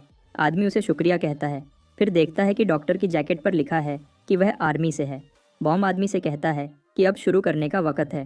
थोड़ा दर्द हो सकता है, लेकिन वह इस दर्द का कुछ नहीं कर सकता। आदमी घबरा जाता है और कहता है कि 1 मिनट रुको, वह दर्द नहीं सहना चाहता। बॉम्ब कहता है कि यह करना ज़रूरी है, वरना वह मर जाएगा। आदमी पूछता है कि एक आर्मी सोल्जर इंसानों की सर्जरी कैसे कर सकता है। बॉम्ब कहता है कि बिल्कुल कर सकता है, क्योंकि इंसान भी टेक्निकली जानवर हैं। वह आदमी डर जाता है और ट्रीटमेंट करवाने से मना कर देता है। बॉम्ब कहता है कि उसे चुप होना होगा, वरना उसकी हालत और ख़राब हो जाएगी। डॉक्टर कहता है कि उसे बेहोशी की दवा चाहिए, तो लड़की कहती है कि उनके पास ऐसा कुछ नहीं है। बॉम्ब झुकता है, एक ईंट उठाता है और आदमी से कहता है कि अब सोने का वक्त है। जॉन कहता है कि वह गलत था, इंसान सचमुच खतरनाक होते हैं। जॉन इधर उधर घूमता है और एक सुकून वाली जगह ढूंढता है और सोचता है कि उसने सर्जरी न देखने का सही फैसला किया, लेकिन अब वह क्या करे। उसके पास बस अपनी माँ की एक तस्वीर बची है जो उसके बचपन में ली गई थी, और उसके पीछे एक नोट है जिसमें लिखा है कि वह जिंदा है, लेकिन उसे कोई क्लू नहीं कि वह अपनी माँ को कैसे ढूंढेगा। जब वह तस्वीर देखता है तो उसे कुछ अजीब लगता है, क्योंकि बैकग्राउंड में कुछ अननेचुरल एलियन जैसे फूल हैं। जब वह बेसमेंट में था तब भी उसे यह अजीब लगा था, तो उसने फ्लावर की बुक्स में उन फूलों के बारे में देखा, लेकिन उसे इन फूलों के बारे में कोई इन्फॉर्मेशन नहीं मिली। अगर ये फूल सिर्फ एक खास इलाके में उगते हैं तो शायद वह जान सके कि तस्वीर कहाँ ली गई थी। इसके लिए उसे किसी ऐसे इंसान को ढूंढना होगा जो इस फूल को पहचान सके। यह उसका अकेला क्लू है, तो उसे इसे संभाल कर रखना होगा और हर किसी से इस फूल के बारे में पूछना होगा। एकदम से एक कीड़ा उसके चेहरे के पास आकर उड़ता है और वह उसे पहले की तरह मसल देता है और उसे चाट लेता है। लेकिन यह कीड़ा पहले वाले से भी ज़्यादा कड़वा था। किसी और रूम में एक लड़की मुड़ती है और अपने बॉस से कहती है कि उसने सबको इकट्ठा कर लिया है। बॉस कहता है कि शुरू करने का टाइम आ गया है।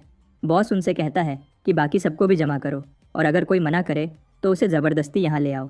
सब लोग सोच रहे होते हैं कि उन्हें यहाँ क्यों जमा किया गया है।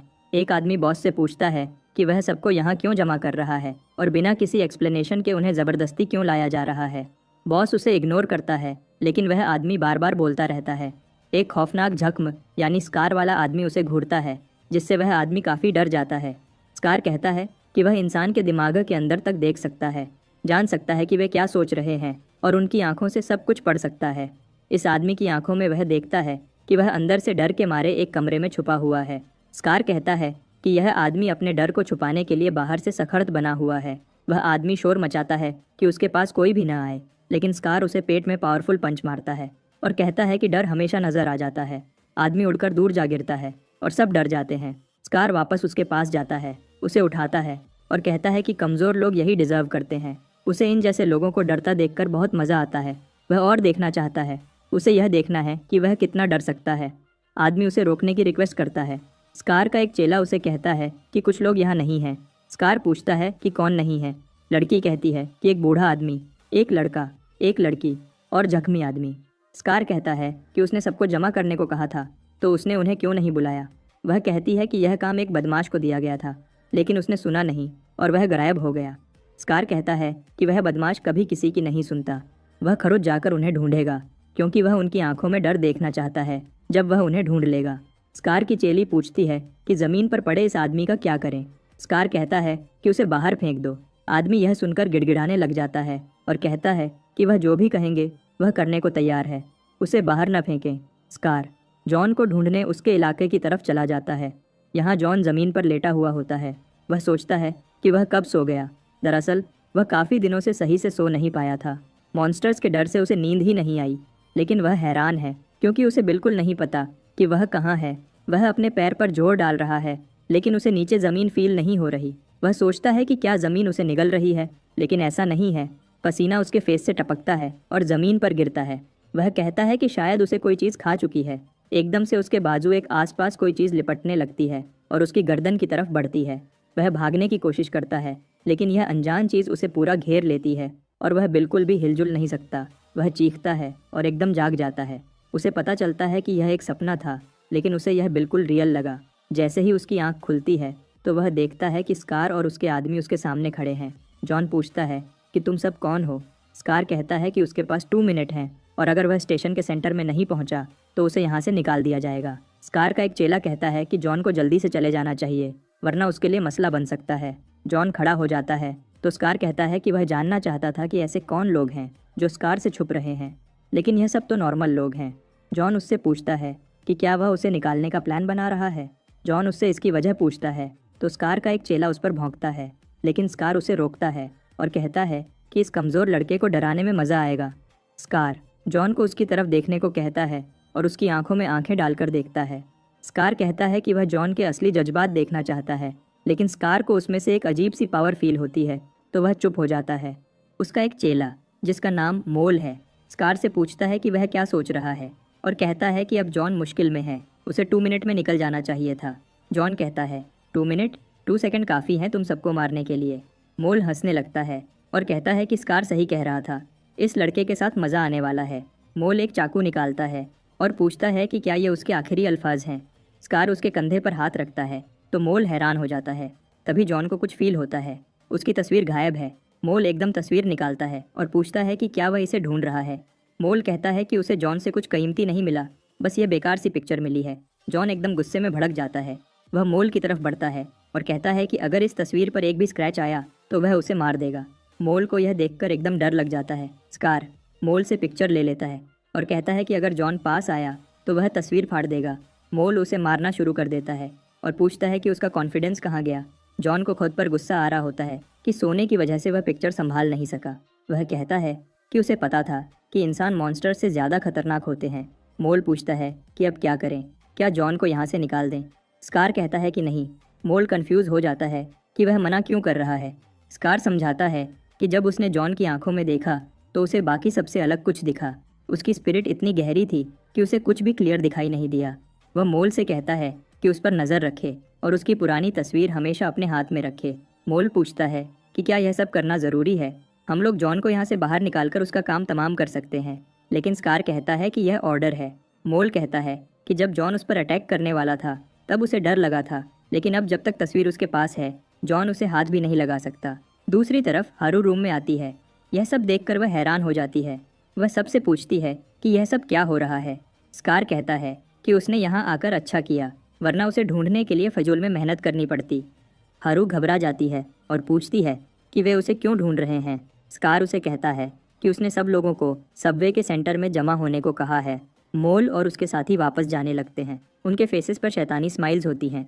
वह जॉन से कहता है कि वह उससे दोबारा मिलेगा और उसकी पिक्चर का ख्याल रखेगा और वहाँ से चला जाता है। हारू देखती है कि जॉन वहाँ परेशानी में बैठा है। वह उसके पास जाती है और पूछती है कि उसे क्या हुआ है।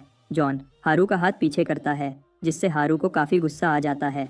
वह कहती है कि वह उसे उठाने की कोशिश कर रही थी। जॉन कहता है कि उसे इसकी ज़रूरत नहीं और उसे इंसान के नाम से पुकार कर कहता है कि वह वहाँ से हट जाए। हारू कहती है कि उसका नाम इंसान नहीं है, उसने पहले ही अपना नाम बताया था और उसे याद रखना चाहिए। जॉन उसके पास से गुजर जाता है और पूछता है कि क्या उसे सचमुच ऐसी चीज़ याद रखनी चाहिए। बॉम दोनों के बीच इस टेंशन को नोटिस करता है और हारू से पूछता है कि क्या हुआ है। हारू गुस्से में कहती है कि कुछ नहीं हुआ, बस वह ही बेवकूफ़ थी जो उसने जॉन से बात करने की कोशिश की जो उसे नहीं करनी चाहिए थी। जॉन लंबी सांस लेता है और सोचता है कि वह किसी इंसान का हाथ क्यों पकड़ेगा जब उसके बाप ने उसे कहा था कि किसी पर भरोसा नहीं करना जो अपना हाथ उसकी तरफ बढ़ाए। आखिर इंसान उसके दुश्मन है। वह मोल को देखता है और सोचता है कि उसे पिक्चर को हर हाल में वापस लेना होगा, चाहे वह उसे फाड़ भी दे वह उसे वापस जोड़ सकता है। लेकिन वह तस्वीर को ख़राब नहीं करना चाहता, क्योंकि यह एक चीज़ है जो उसके साथ बेसमेंट से बाहर आई है, तो वह रिस्क नहीं लेना चाहता। इंतज़ार करेगा जब तक मोल उस पिक्चर को छोड़ नहीं देता। स्कार कहता है कि अब जब सब यहाँ हैं वह उन्हें बताएगा कि उनके पास 2 ऑप्शंस हैं, या तो उसके साथ चलो या मत चलो। अगर वे उसके साथ जाते हैं तो उन्हें यहाँ से नहीं निकाला जाएगा। स्कार उस आदमी का जिक्र करता है जिसने उनके खिलाफ जाने की कोशिश की। वह उस आदमी की तरफ इशारा करता है और कहता है कि उसने सबवे में सबको परेशान करने की कोशिश की, इसलिए उसने उसे निकालने का फैसला किया। अगर वे सब उसका साथ देंगे तो वह उन्हें उस आदमी की तरह ट्रीट नहीं करेगा, बल्कि उनके साथ अच्छा सलूक करेगा। वह ज़बरदस्ती फॉलो करने को नहीं कहेगा, लेकिन यह बात सब जान लें कि यहाँ नीचे जो स्कार कहेगा वही होगा। सब डर के मारे एक दूसरे की तरफ देखते हैं और एक के बाद एक सब स्कार का साथ मिलने लग जाते हैं। बॉम कहता है कि जब कानून खत्म हो जाता है तो मजबूत लोग कमज़ोरों पर राज करते हैं। उसे डर था कि एक दिन ऐसा ज़रूर आएगा। स्कार क्लियरली नहीं कहेगा कि उसे फॉलो करो, लेकिन हिंट दे रहा है कि जो उसके साथ नहीं जाएगा वह मारा जाएगा और स्कार को फॉलो करना लॉजिकल चॉइस है अगर उन्हें जीना है। बॉम परेशानी की वजह से पसीने में डूब जाता है, फिर मुस्कुराता है और अपनी टाई सीधी करता है। फिर कहता है कि उसने लंबी ज़िंदगी जी ली है, कभी कभी एडवेंचर्स आ जाते हैं। अगर वह स्कार की साइड ज्वाइन करेगा तो शायद वह किसी पेशेंट की मदद नहीं कर पाएगा, इसलिए वह दूसरी साइड पर रहेगा, चाहे अकेला ही क्यों न हो। लेकिन वह देखता है कि हारू भी स्कार की साइड ज्वाइन नहीं कर रही। वह लंबी सांस लेती है। बॉम हैरान होता है और पूछता है कि क्या वह ज्वाइन नहीं करने वाली। वह कहती है नहीं। बॉम उसे स्कार की साइड जाने को कहता है। यहाँ आना बेवकूफ़ी है। हारू हंसती है और इशारा करके कहती है कि वह अकेली बेवकूफ़ नहीं है। बॉम पूछता है कि इसका क्या मतलब, और मुड़कर देखता है कि जॉन और काफ़ी सारे और लोग भी स्कार का साथ नहीं दे रहे। सीन चेंज हो जाता है। एक लड़की बॉम के पास आती है और पूछती है कि कोई उसे अपने साथ क्यों नहीं मिला रहा। वह यहाँ रहना नहीं चाहती थी, लेकिन अब उन्हें इस ग्रुप में ज्वाइन करने के लिए फोर्स किया जा रहा है और शायद अब उनके साथ बुरा सलूक किया जाएगा। एक दूसरी लड़की जिसका नाम फ्रेकल्स है कहती है कि इतना बुरा नहीं होगा, वे बस उन्हें निकाल देंगे या भूखा मार देंगे, टॉर्चर नहीं करेंगे। ग्लासेस वाली लड़की डर जाती है और चीखती है कि अब वे क्या करेंगे। वह अभी मरना नहीं चाहती। एक छोटी लड़की बॉम्ब से टकराती है। उसके साथ एक आदमी है जो शायद उसका बाप है। वह बॉम्ब से माफ़ी मांगता है और कहता है कि उसे लड़की को सही से पकड़कर रखना चाहिए था। बॉम्ब हंसता है और कहता है कि इस उम्र में बच्चे शरारतें करते हैं, लेकिन उसे अपने बाप की बात सुननी चाहिए। लड़की किसी और जुबान में कुछ बोलती है तो बॉम्ब कहता है कि उसे ठीक से सुनाई नहीं दे रहा। वह चीखती है और बताती है कि वह उसका बाप नहीं है और बॉम्ब को एक टक्कर मारती है। लड़की बताती है कि वह अपने माँ बाप से खो गई है, वे उसे ढूंढ रहे होंगे। आदमी कहता है कि वह सच कह रही है। वह उस लड़की को काफ़ी देर से देख रहा था। उसने नोटिस किया कि वह अपने पेरेंट्स से अलग हो गई थी, तो जब तक उसके पेरेंट्स नहीं मिलते वह उसका ख्याल रख रहा है। कुछ आदमी आपस में बातें कर रहे होते हैं। वे अचानक देखते हैं कि जॉन कमरे में आ रहा है। एक आदमी उसे कहता है कि बॉस ने कहा है कि कोई भी अंदर नहीं आ सकता, वरना उसे सख्त सज़ा मिलेगी, चाहे उसकी उम्र कम हो, लेकिन सबके साथ इक्वल सलूक होगा। जॉन उसे इग्नोर करता है और सोचता है कि वह हरामी मोल कहाँ है जिसने उसकी पिक्चर चुराई है। दूसरी तरफ कुछ लोग कह रहे होते हैं कि सिर्फ उतना ही खाना लो जितना सबके लिए कहा गया है, क्योंकि बाद में चेक होगा, इसलिए कोई होशियारी ना करे। ग्लासेस वाली लड़की पूछती है कि उन्हें दूसरों के मुकाबले इतना कम खाना क्यों मिल रहा है। एक आदमी कहता है कि ये बॉस के रूल्स हैं। लड़की कहती है कि बॉस कमरे में बैठकर कुछ नहीं कर रहा, बस रूल्स बनाता जा रहा है, तो उन्हें इतना कम खाना क्यों मिल रहा है। खाने की अच्छी खुशबू सूंघकर एक आदमी की आंख खुल जाती है। वह कहता है कि उसे बहुत अच्छे और लजीज खाने की स्मेल आ रही है, क्या खाने का वक्त हो गया। दूसरी तरफ एक आदमी दूसरे से बॉस के लेफ्ट हैंड चेले के बारे में पूछ रहा होता है, जिसे वे मोहॉक कहते हैं और उसका निकनेम चिकन कोम्ब है। वह किसी की नहीं सुनता, बस अपने मन का करता है, और वह एक पागल है जो हंसते हंसते लोगों की जान ले लेता है। सब लोग कहते हैं कि अगर यह सच है तो उन्हें मोहॉक को कभी परेशान नहीं करना चाहिए। तभी पहले वाली छोटी लड़की मोहॉक से टकराती है और उसका खाना हर तरफ बिखर जाता है। जब वह ऊपर देखती है तो ऊपर मोहॉक दिखता है। वह उसे कहता है कि यहाँ इधर उधर ऐसे भागना खतरनाक है और अब उसकी वजह से उसके कपड़े खराब हो गए हैं। मोहॉक उसे अपने साथ चलने को कहता है। सब लोग बात करते हैं कि उसका अगला शिकार यह लड़की है, लेकिन वे यह सोचकर हैरान हो रहे होते हैं कि वह उनकी तरफ क्यों आ रहा है। मोहॉक उन्हें आवाज़ देता है तो वे पूछते हैं कि उसे क्या चाहिए। वह कहता है कि कुछ खास नहीं। वह उनसे अपना खाना उस लड़की को देने को कहता है। वे कहते हैं कि एक इंसान के लिए एक रेशन ही होता है। मोहॉक उन्हें फिर अपना खाना देने को कहता है। फिर वह उसे वह ट्रे देता है जो उसने गिरा दिया था और लड़की रोना बंद कर देती है।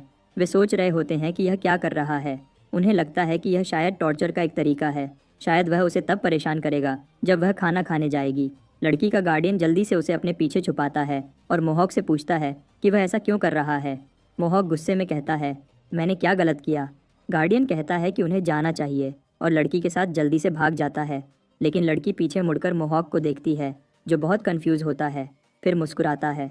दूसरी तरफ कुछ लोग एक दरवाजे को गार्ड कर रहे होते हैं। फ्रेकल्स हारू से बात कर रही है और कहती है कि लगता है गार्ड्स बढ़ गए हैं। जॉन सोचता है कि क्या उसे अपनी पिक्चर ढूंढने जाना चाहिए या नहीं। वह हारू की तरफ देखता है जो नज़र हटा लेती है क्योंकि वह उससे नाराज़ है, क्योंकि उसने उसका हाथ हटा दिया था और हारू को यह बहुत रूड लगा था। फ्रेकल्स देखती है कि वह अजीब बिहेव कर रही है। सीन एकदम बदलता है। सब सो रहे होते हैं। फ्रेकल्स उठकर इधर उधर देखती है और जॉन को एक कोने में बैठा देखती है। वह उसके पास जाती है और उसे हिलाने की कोशिश करती है, लेकिन उसे एकदम बहुत दर्द होता है क्योंकि लड़का उसका हाथ जोर से पकड़ लेता है। वह यह देखकर हैरान हो जाती है कि वह जाग रहा था। उसे लगा था कि वह सो रहा है। जॉन पूछता है कि वह क्या कर रही थी। फ्रेकल्स हैरान होती है और कहती है कि उसे दर्द हो रहा है, वह बस बात करना चाहती थी। जॉन पूछता है कि बात करने का क्या मतलब है। वह कहती है कि ऐसा लगता है जैसे जॉन ने कभी किसी से बात ही नहीं की। जॉन उसे कंफ्यूज नज़रों से देखता है, फिर पूछता है कि इससे क्या फ़र्क पड़ता है कि उसने कभी बात की या नहीं। फ्रेकल्स कंफ्यूज हो जाती है। वह उसका हाथ छोड़ देता है और कहता है कि अब बताओ कि वह यहाँ क्यों आई थी। वह उसे देखती है और कहती है कि वह सोच रही थी कि जॉन हमेशा बाकियों से अलग रहता है। क्या वह शर्मीला है? जॉन गुस्सा हो जाता है और कहता है कि वह बकवास कर रही है। सब उसके दुश्मन हैं और वह दुश्मन के करीब नहीं होना चाहता। फ्रेकल्स पूछती है कि इस बात का क्या मतलब है। वह कहता है कि हर इंसान उसका दुश्मन है। क्या कोई वजह है कि वह ऐसे लोगों के पास जाए जो उसे धोखा देकर उसकी पीठ पीछे अटैक कर सकते हैं। फ्रेकल्स कहती है कि वह जॉन को नुकसान नहीं पहुंचाना चाहती, लेकिन जॉन कहता है कि उसे यकीन नहीं, वह झूठ भी बोल सकती है। वह कहती है कि ठीक है, लेकिन उसे हारू से नाराज़गी खत्म करनी चाहिए। जॉन पूछता है कि इस बात का क्या मतलब है। उसने कभी हारू से लड़ाई नहीं की। वह कहती है कि क्या वह उसके साथ ठीक से रह सकता है। वह कहता है कि यह अलग बात है, वह भी इंसान है और उसे बाकी लोगों के बारे में फ़र्क नहीं पड़ता। फ्रेकल्स कहती है कि हारू को लगता है कि उसकी बात कोई नहीं सुनता, लेकिन वह हर रात सांस रोके रोती है। शायद किसी बात से उसका दिल टूट गया है जो वह शेयर नहीं कर रही, लेकिन यहाँ सब शायद ऐसे ही हैं। अगर जॉन अपने एज फेलोज से दोस्ती कर ले तो उसे फ़ायदा हो सकता है। जॉन कहता है कि उसे यह सब फिजूल लगता है। उदास होना सिर्फ कमज़ोर इंसानों के लिए है। अगर उनके पास उदास होने का टाइम है तो उन्हें चाहिए कि वे सर्वाइव करने के बारे में सोचें। वह पूछती है कि क्या उसे कभी किसी ज़रूरी इंसान के खोने का दुख नहीं हुआ। जॉन को याद आता है कि उसके बाप ने पुल पर उसे बचाया था, लेकिन वह कहता है कि नहीं, और उसे कभी भी ऐसा दुख नहीं होगा क्योंकि उसके पास कोई करीबी नहीं। फ्रेकल्स कहती है कि अगर उसके पास कोई करीबी नहीं और न कभी उसे ऐसा दुख हुआ है तो ऐसा लगता है कि वह बहुत अकेला है और हमेशा रहेगा। लेकिन जॉन फिक्र न करे, अगर वह मर गया तो वह उसके लिए दुखी होगी। जॉन यह सुनकर हैरान होता है और कहता है कि यह सब सुनना उसे पसंद नहीं, क्योंकि वह नहीं मरेगा और उसे परवाह नहीं अगर वह मर भी जाए। फ्रेकल्स हंसती है और कहती है कि वह काफ़ी सख्त दिल है, फिर खांसने लग जाती है। बॉम उसकी आवाज़ से जाग जाता है। वह कहती है कि शायद उसने ज़्यादा बात कर ली है, लेकिन अब और परेशान नहीं करेगी। वह उसे स्वीट ड्रीम्स कहती है, लेकिन वह कुछ नहीं कहता, बस सोचता है कि यह अजीब इंसान है। ग्लासेस वाली लड़की भी वहाँ सोई हुई थी।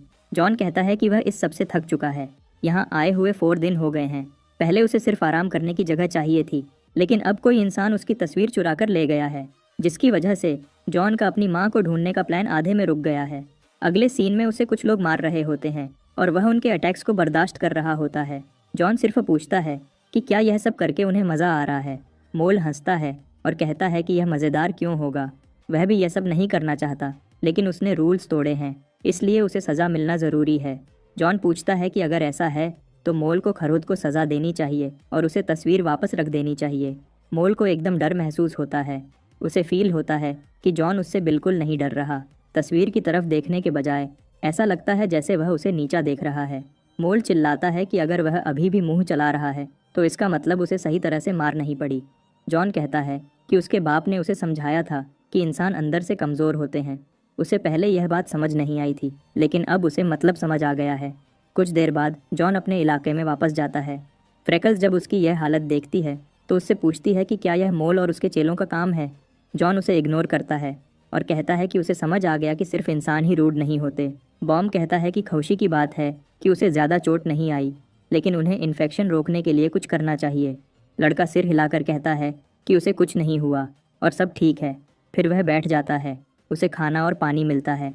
फ्रेकल्स कहती है कि उसने उसके लिए लंच ले लिया था क्योंकि उसे नहीं पता था कि वह कब वापस आएगा। वह उसे शुक्रिया कहने जाता है, लेकिन जल्दी से रुक जाता है, जिससे फ्रेकल्स का खाना गले में अटक जाता है। वह पूछती है कि वह क्या कहने वाला था। वह कहता है कुछ नहीं, और वह खांसने लगती है। लड़का कहता है कि उसे अचानक एक ख्याल आया। वह याद करता है कि फ्रेकल्स ने कहा था कि उसका उसे नुकसान पहुंचाने का कोई इरादा नहीं।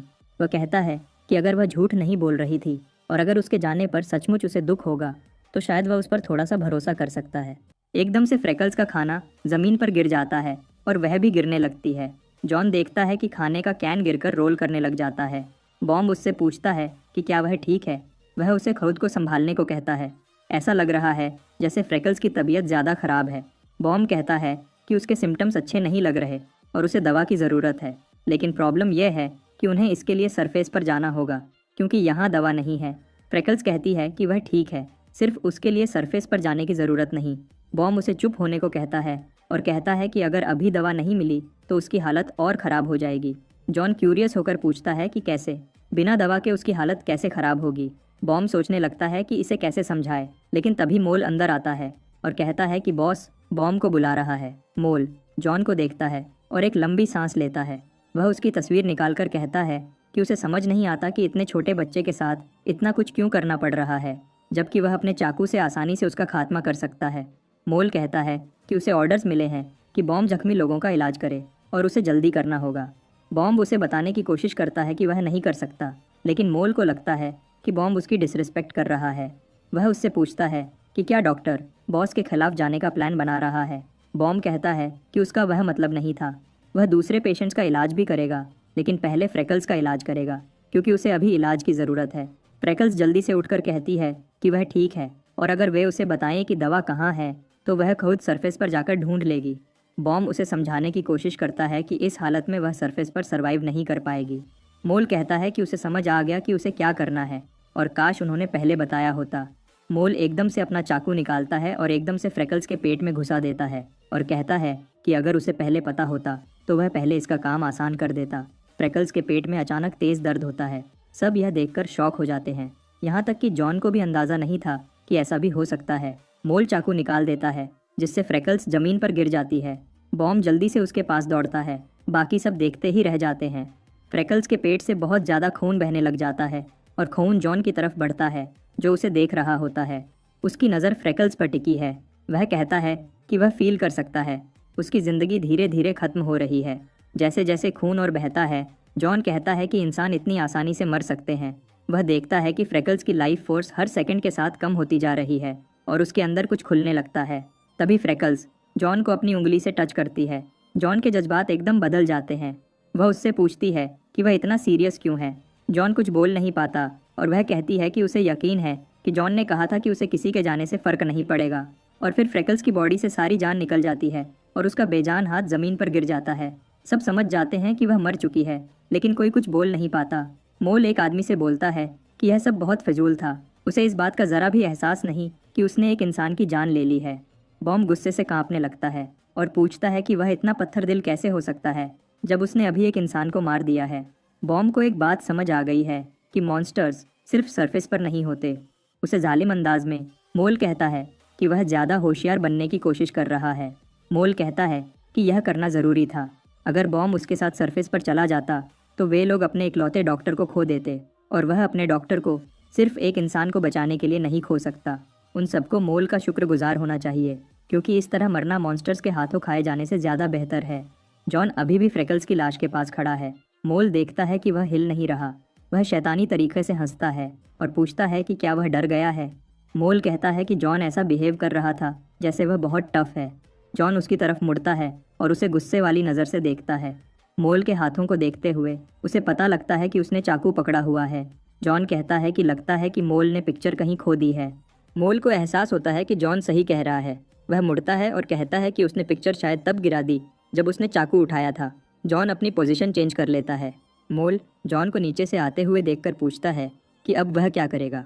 वह जॉन पर हंसता है और अपनी जगह बेफिक्र खड़ा रहता है, लेकिन वह जैसे ही ब्लिंक करने के लिए अपनी आंखें बंद करता है, जॉन इस मौके का फ़ायदा उठाता है।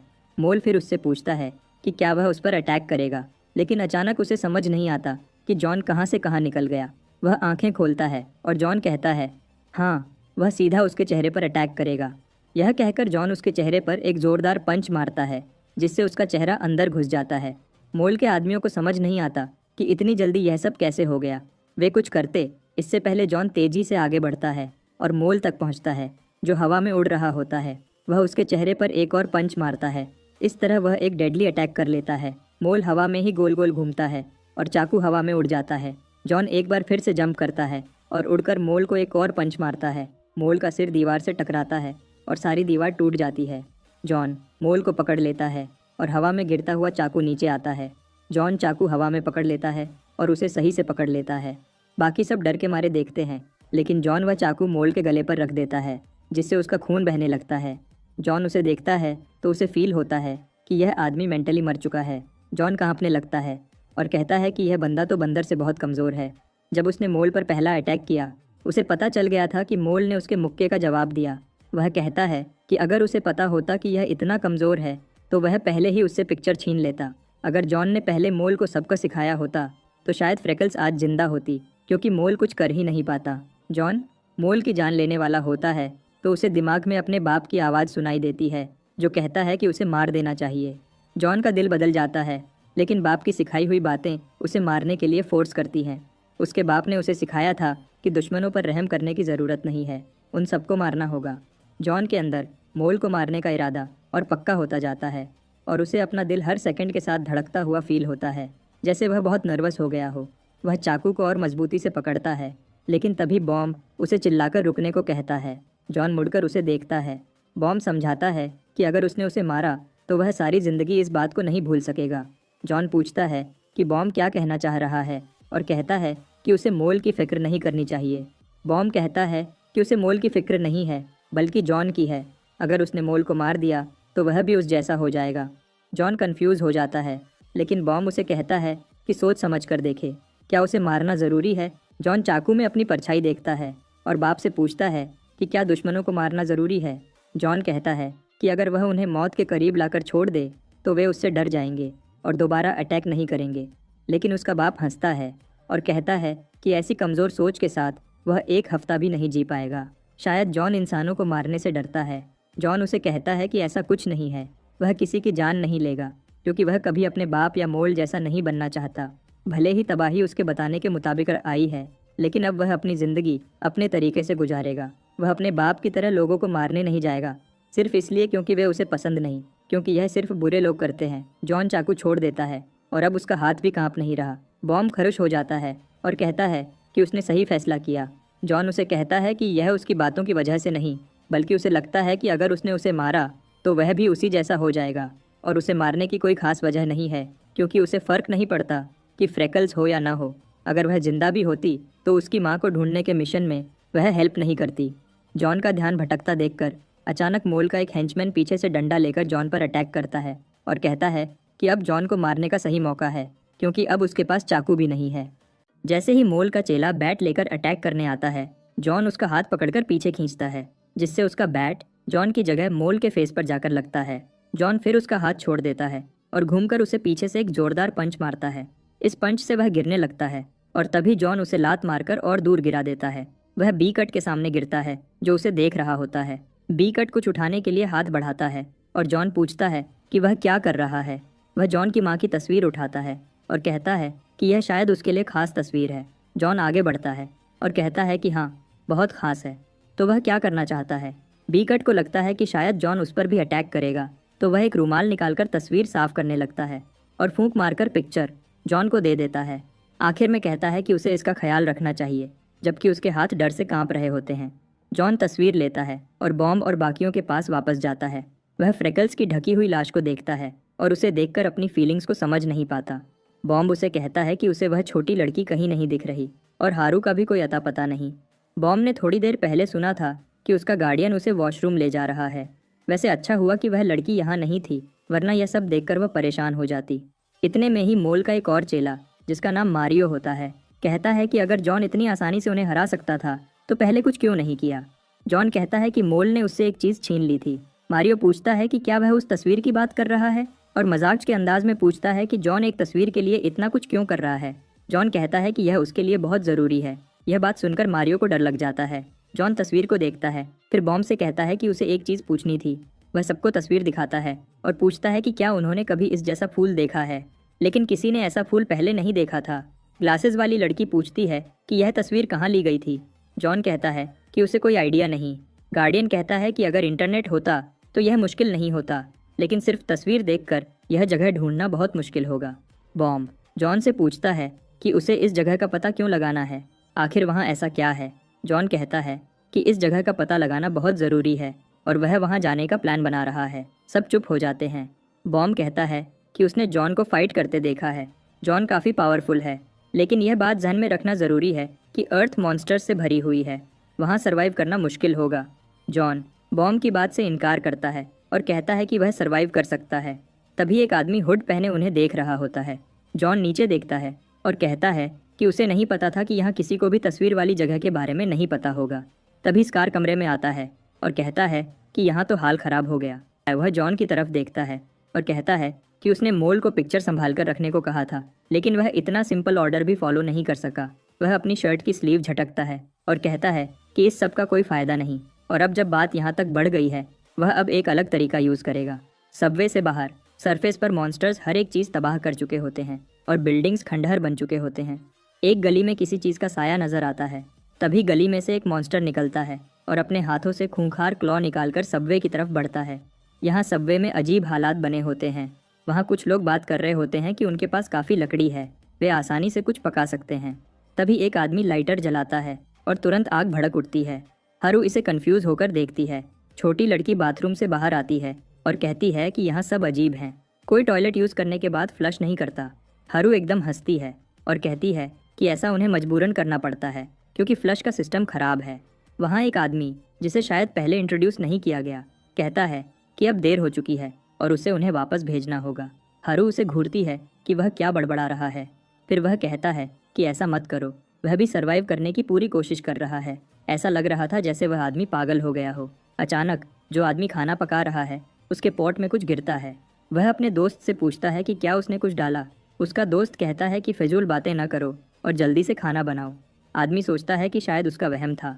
फिर छत से और चीज़ें गिरने लगती हैं। वह ऊपर देखता है और सोचता है कि आसमान से पत्थर क्यों गिर रहे हैं। तभी उसकी नज़र छत पर पड़ती है, जहाँ वह देखता है कि छत क्रैक हो रही है। क्रैक में से उसे एक मॉन्स्टर की चमकती हुई आंखें दिखती हैं और वह सीधा आदमी की तरफ छलांग लगाता है। सीने वापस कार पर आता है, जो कमरे में इधर उधर देखता है। वह देखता है कि मोल की लाश जमीन पर पड़ी है और दूसरा आदमी भी बेहोश पड़ा है। स्कार कहता है कि उसका अंदाज़ा सही था। पहले जिस दुनिया में वह था वहाँ भी कुछ लोग ऐसे थे जो अंदर से मॉन्स्टर्स थे और वे बाकी लोगों से अलग थे। लेकिन अब तो सचमुच दुनिया मॉन्स्टर्स से भर गई है।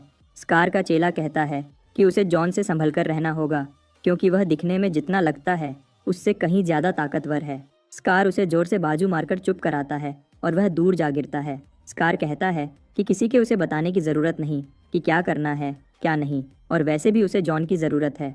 वह उसकी तरफ चलता है और कहता है कि उसकी आंखें काफ़ी खतरनाक लगती हैं, लेकिन उसे पता होना चाहिए कि यहाँ कौन बॉस है। स्कार हंसता है और कहता है कि शायद अब वह जॉन की असली फॉर्म देख सकेगा। फिर वह जॉन की आंखों में झांकना शुरू करता है। कहता है कि वह उसकी रूह की दुनिया में देखना चाहता है। तभी उसे अजीब फीलिंग आती है। वह एक गहरे अंधेरे सुराख की तरफ देखता है और एकदम परेशान हो जाता है। उसकी आंखें हैरानी से बड़ी हो जाती हैं। वह कहता है कि वह गलत था। वह एकदम डर जाता है और कहता है कि वह जॉन की रूह में नहीं झांक रहा, बल्कि जॉन उसकी रूह में झांक रहा था। स्कार चौंक जाता है जब एकदम एक बड़ी सी चीज़ उसे निगल लेती है। वह चीखता है और ज़मीन पर गिर जाता है और पूरी तरह कांपने लगता है। उसका चेला पूछता है कि क्या हुआ, लेकिन स्कार ठंडे पसीने में डूब चुका है। जॉन उसे घूरता है और स्कार समझ जाता है कि यह डर की सबसे प्योर फॉर्म है। स्कार कहता है कि उसे लगा था कि किसी चीज़ ने उसे पूरा निगल लिया था। स्कार को डर के मारे कांपता देखकर बॉम और बाकी लोग हैरान हो जाते हैं। एक औरत सोचती है कि वह जॉन के सामने ऐसा क्यों बिहेव कर रहा है। तभी कहीं से दर्दनाक चीखें सुनाई देती हैं और सब उस तरफ देखते हैं। एक आदमी कमरे में दाखिल होता है और उसका जिस्म खून से भरा होता है। वह कहता है कि उसे मदद चाहिए क्योंकि उसे कुछ दिख नहीं रहा। स्कार अपने होश संभालता है और उसकी तरफ देखता है। औरत पूछती है कि बॉडी से खून क्यों निकल रहा है। आदमी कहता है कि उसे नहीं पता कि उसके साथ क्या हुआ है, वह बस सो रहा था। फिर उसे सिर में तेज दर्द फील हुआ। उसे पहले भी दर्द हो रहा था, लेकिन अचानक बहुत ज़्यादा दर्द शुरू हो गया है। किसी को समझ नहीं आ रहा होता कि उसे क्या हुआ है। उन्हें लगता है कि शायद किसी मॉन्स्टर की वजह से उसे सिर पर चोट लग गई है। अचानक वह आदमी अपने सिर के पीछे तेज तेज खराश करने लग जाता है और कहता है कि उसके सिर में कोई चीज़ है जो निकलना चाहती है लेकिन निकल नहीं पा रही। एकदम से वह बिल्कुल रुक जाता है, फिर एकदम से झटके खाता है, लेकिन दोबारा सीधा खड़ा हो जाता है। इसके अजीब बिहेवियर को देखकर सब हैरान हो जाते हैं। अचानक उस आदमी का चश्मा टूट जाता है और 2 टेंटिकल्स उसकी आंखों से निकलकर सामने एक आदमी के सीने में घुस जाते हैं। वह आदमी चीखता है, लेकिन स्कार आगे बढ़ता है और टेंटिकल को पकड़कर उस आदमी के सीने से निकाल देता है। किलर स्कार पर अटैक करने के लिए उसकी तरफ जंप करता है, लेकिन स्कार उसके फेस पर जोरदार पंच मारता है, जिससे वह कमरे से बाहर उड़कर गिर जाता है। अचानक मॉन्स्टर उसके सिर के पीछे से रेंगता हुआ निकलता है, तो स्कार उसे मारने के लिए एक कुल्हाड़ी पकड़ता है। मॉन्स्टर उसकी तरफ उछलता है, लेकिन स्कार उसे नीचे गिरा देता है और जल्दी से उसके पास भागकर उस पर अपना गुस्सा निकालने के लिए उसके टुकड़े टुकड़े करना शुरू कर देता है। सब देखते हैं और कहते हैं कि लगता है आज यह सारा गुस्सा इस मॉन्स्टर पर ही निकालेगा। स्कार थककर कांपने लगता है। उसे समझ नहीं आ रहा था कि यह कहाँ से आया। फिर उसे कुछ सुनाई देता है, जबकि बाकी सब लोग इस बात पर बहस कर रहे होते हैं कि उसने एक मॉन्स्टर को मार दिया और उन्हें बचा लिया। सिर्फ स्कार और जॉन ही बाहर से आने वाली आवाज़ को सुन पा रहे हैं, क्योंकि वे जान गए कि कोई चीज़ आ रही है। अचानक एक मॉन्स्टर दरवाज़ा तोड़ देता है। एक न एक दिन यह होना ही था, क्योंकि वे लोग सबवे में ज़्यादा टाइम से थे। सब यहाँ भूल गए थे कि मॉन्स्टर्स अभी भी हैं। वे सब ऐसे प्रिटेंड कर रहे थे कि मॉन्स्टर्स जा चुके हैं। वे लोग भूल गए थे कि सरफेस पर उनके साथियों के साथ क्या हुआ था। तभी एक आदमी के हाथ से बैट गिर जाता है और सब डर के मारे भागने लगते हैं। यह एक आंतरिक डर है, उस चीज़ का डर जिसे तुम नहीं जानते। स्कार सबको भागते देखता है तो उसे गुस्सा आ जाता है। वह चिल्लाता है कि उन्हें इस मॉन्स्टर का सामना करना होगा और लड़ना होगा। सब रुक जाते हैं तो वह सबसे पूछता है कि वे कब तक भागते रहेंगे, कब तक वे यहाँ छुपकर बैठे रहेंगे और अपने साथियों को मरता देखते रहेंगे। वह मॉन्स्टर की तरफ इशारा करता है और कहता है कि सिर्फ एक मॉन्स्टर है और यह बाकियों से अलग है। अगर सब मिलकर उससे लड़ेंगे तो वे जीत सकते हैं। सब मॉन्स्टर की तरफ देखते हैं। सबको यही लग रहा था कि अगर स्कार ने एक मॉन्स्टर को मार लिया है तो वे सब भी मिलकर मॉन्स्टर को मार सकते हैं। वे सब के सब जोश में आ जाते हैं। वे एक दूसरे को मोटिवेट करते हैं और कहते हैं कि उन्होंने अभी उसे मॉन्स्टर को मारते देखा तो वे भी कर सकते हैं। एक औरत बैट उठाती है और कहती है कि उन्हें मिलकर इस मॉन्स्टर को खुद मारना होगा। अब उन्हें मॉन्स्टर से डर नहीं लगता और मॉन्स्टर्स के आने के बाद आज पहली दफ़ा उन्हें एक उम्मीद फील हुई कि वे भी कुछ कर सकते हैं। स्कार भी जोश में आ जाता है। औरत उसकी तरफ देखती है और उसे ऑर्डर देने को कहती है, लेकिन अचानक स्कार के नाक से खून बहने लगता है। सब कंफ्यूज होकर उससे पूछते हैं कि क्या हुआ। उसका सिर एक तरफ झुकता है और उसका जिस्म हवा में ऊपर होने लगता है। तभी सब देखते हैं कि ज़मीन पर पड़ा हुआ मॉन्स्टर, जिसको स्कार ने 2 टुकड़े कर दिए थे, उसके मुंह से टेंटिकल्स निकलने लगते हैं और वे टेंटिकल्स स्कार की कमर में घुसाकर उसे उठा लेते हैं और उसे बहुत ज़्यादा जख्मी कर देते हैं। बाकी लोग कंफ्यूज हो जाते हैं और कहते हैं कि स्कार ने मॉन्स्टर को पक्का मारा था, तो यह दोबारा कैसे जिंदा हो गया। वे सोचने लगते हैं कि इसका मतलब है कि मॉन्स्टर्स को मारा नहीं जा सकता और अगर उन्होंने एक मॉन्स्टर को भी हरा दिया तो वे कभी सचमुच जीत नहीं सकते, क्योंकि पूरी दुनिया में लाखों मॉन्स्टर्स घूम रहे हैं। अचानक और ज़्यादा मॉन्स्टर्स दीवारों के रास्ते अंदर घुस आते हैं और सबकी तरफ बढ़ते हैं। सब लोग डर से इधर उधर भागने लग जाते हैं। मॉन्स्टर एक आदमी के सिर पर पंजा मारता है, जिससे उसका सिर हवा में उड़ जाता है और उसका सिर हवा में उड़ता देख लोग कुछ समझ नहीं पाते कि क्या हो रहा है। एक मॉन्स्टर बुलकट की तरफ अटैक करने के लिए जंप करता है और उसका हाथ काट देता है। लोगों में डर फैल जाता है और हर तरफ भगदड़ मच जाती है। वे बस देखते रह जाते हैं। जिस औरत ने बैट उठाया था उसे मॉन्स्टर पकड़ लेता है। वह उसके पैरों को पकड़कर जोर से दबाता है। इतने जोर से दबाने से उसके पैरों की हड्डियां क्रश हो जाती हैं। तभी मॉन्स्टर उसे खा लेता है और पूरे कमरे में बस उसकी हड्डियों की आवाज़ रह जाती है। और फिर मॉन्स्टर के पीछे एक ब्लोहोल से खून पूरे कमरे में फैल जाता है। सबको अब पक्का पता लग गया था कि वे कुछ नहीं कर सकते। वे बस भागने लग जाते हैं, क्योंकि उनके जिस्म में बस एक ही ख्याल काम कर रहा था, सरवाइव करना। और इस भगदड़ में हर कोई बस अपना ही सोच रहा था। किसी को फिक्र नहीं थी कि कोई नीचे आ रहा है या नहीं। जॉन यह सब देख रहा होता है और मारियो चीखता है कि वे सब गलत थे। वे मॉन्स्टर्स को नहीं हरा सकते। कुछ टाइम बाद उनकी भी मारने की बारी आ जाएगी। लेकिन उस छोटी बच्ची का गार्डियन के दिमाग में कुछ और ख्याल आते हैं। वह उस छोटी लड़की के बारे में सोचता है। वह आगे चलने लगता है, लेकिन बॉम उसका हाथ पकड़ता है, पूछता है कि वह कहाँ जा रहा है। गार्डियन कहता है कि उसकी बच्ची अभी भी वहाँ है, वह उसे ढूंढने जा रहा है। बॉम कहता है कि उसे रुकना चाहिए। अगर मॉन्स्टर्स पहले से एंट्रेंस तक आ गए हैं तो ज़्यादा चांस है कि वह यहाँ से चली गई हो। गार्डियन घुटनों पर गिर जाता है, कहता है कि यह बिल्कुल पिछली बार जैसा है। उसका दिमाग खुद को कोसने लग जाता है कि उसने लापरवाही क्यों की। वह खुद में खो जाता है और एक पैनिक स्टेट में चला जाता है। आखिरकार जॉन आगे बढ़ता है तो गार्डियन उससे पूछता है कि वह कहाँ जा रहा है।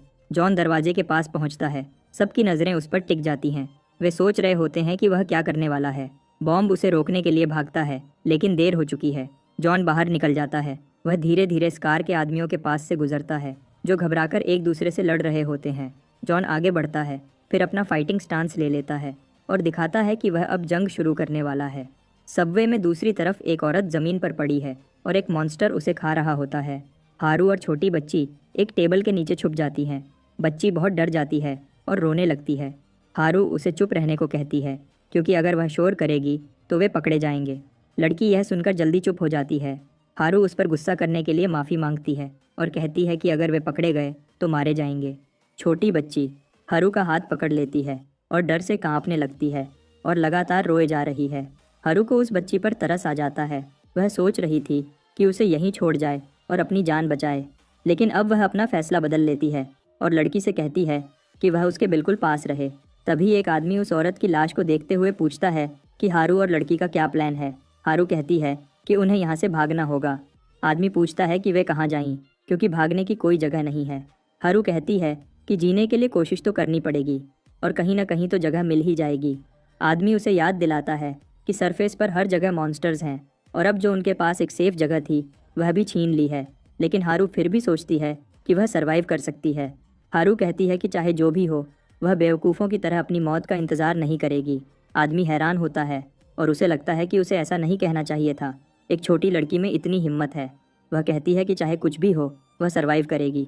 उसकी आंखों में उम्मीद चमकती है। आदमी समझ जाता है कि यह लड़की सचमुच बहुत हिम्मत वाली है। वह समझ जाता है कि उसके पास जीने की वजह है। तभी वह आदमी देखता है कि एक मॉन्स्टर उनके पास आ रहा है। वह चिल्लाता है कि भागो, लेकिन हारू डर से जम गई है। आदमी एकदम परेशान हो जाता है और मॉन्स्टर की तरफ भागता है।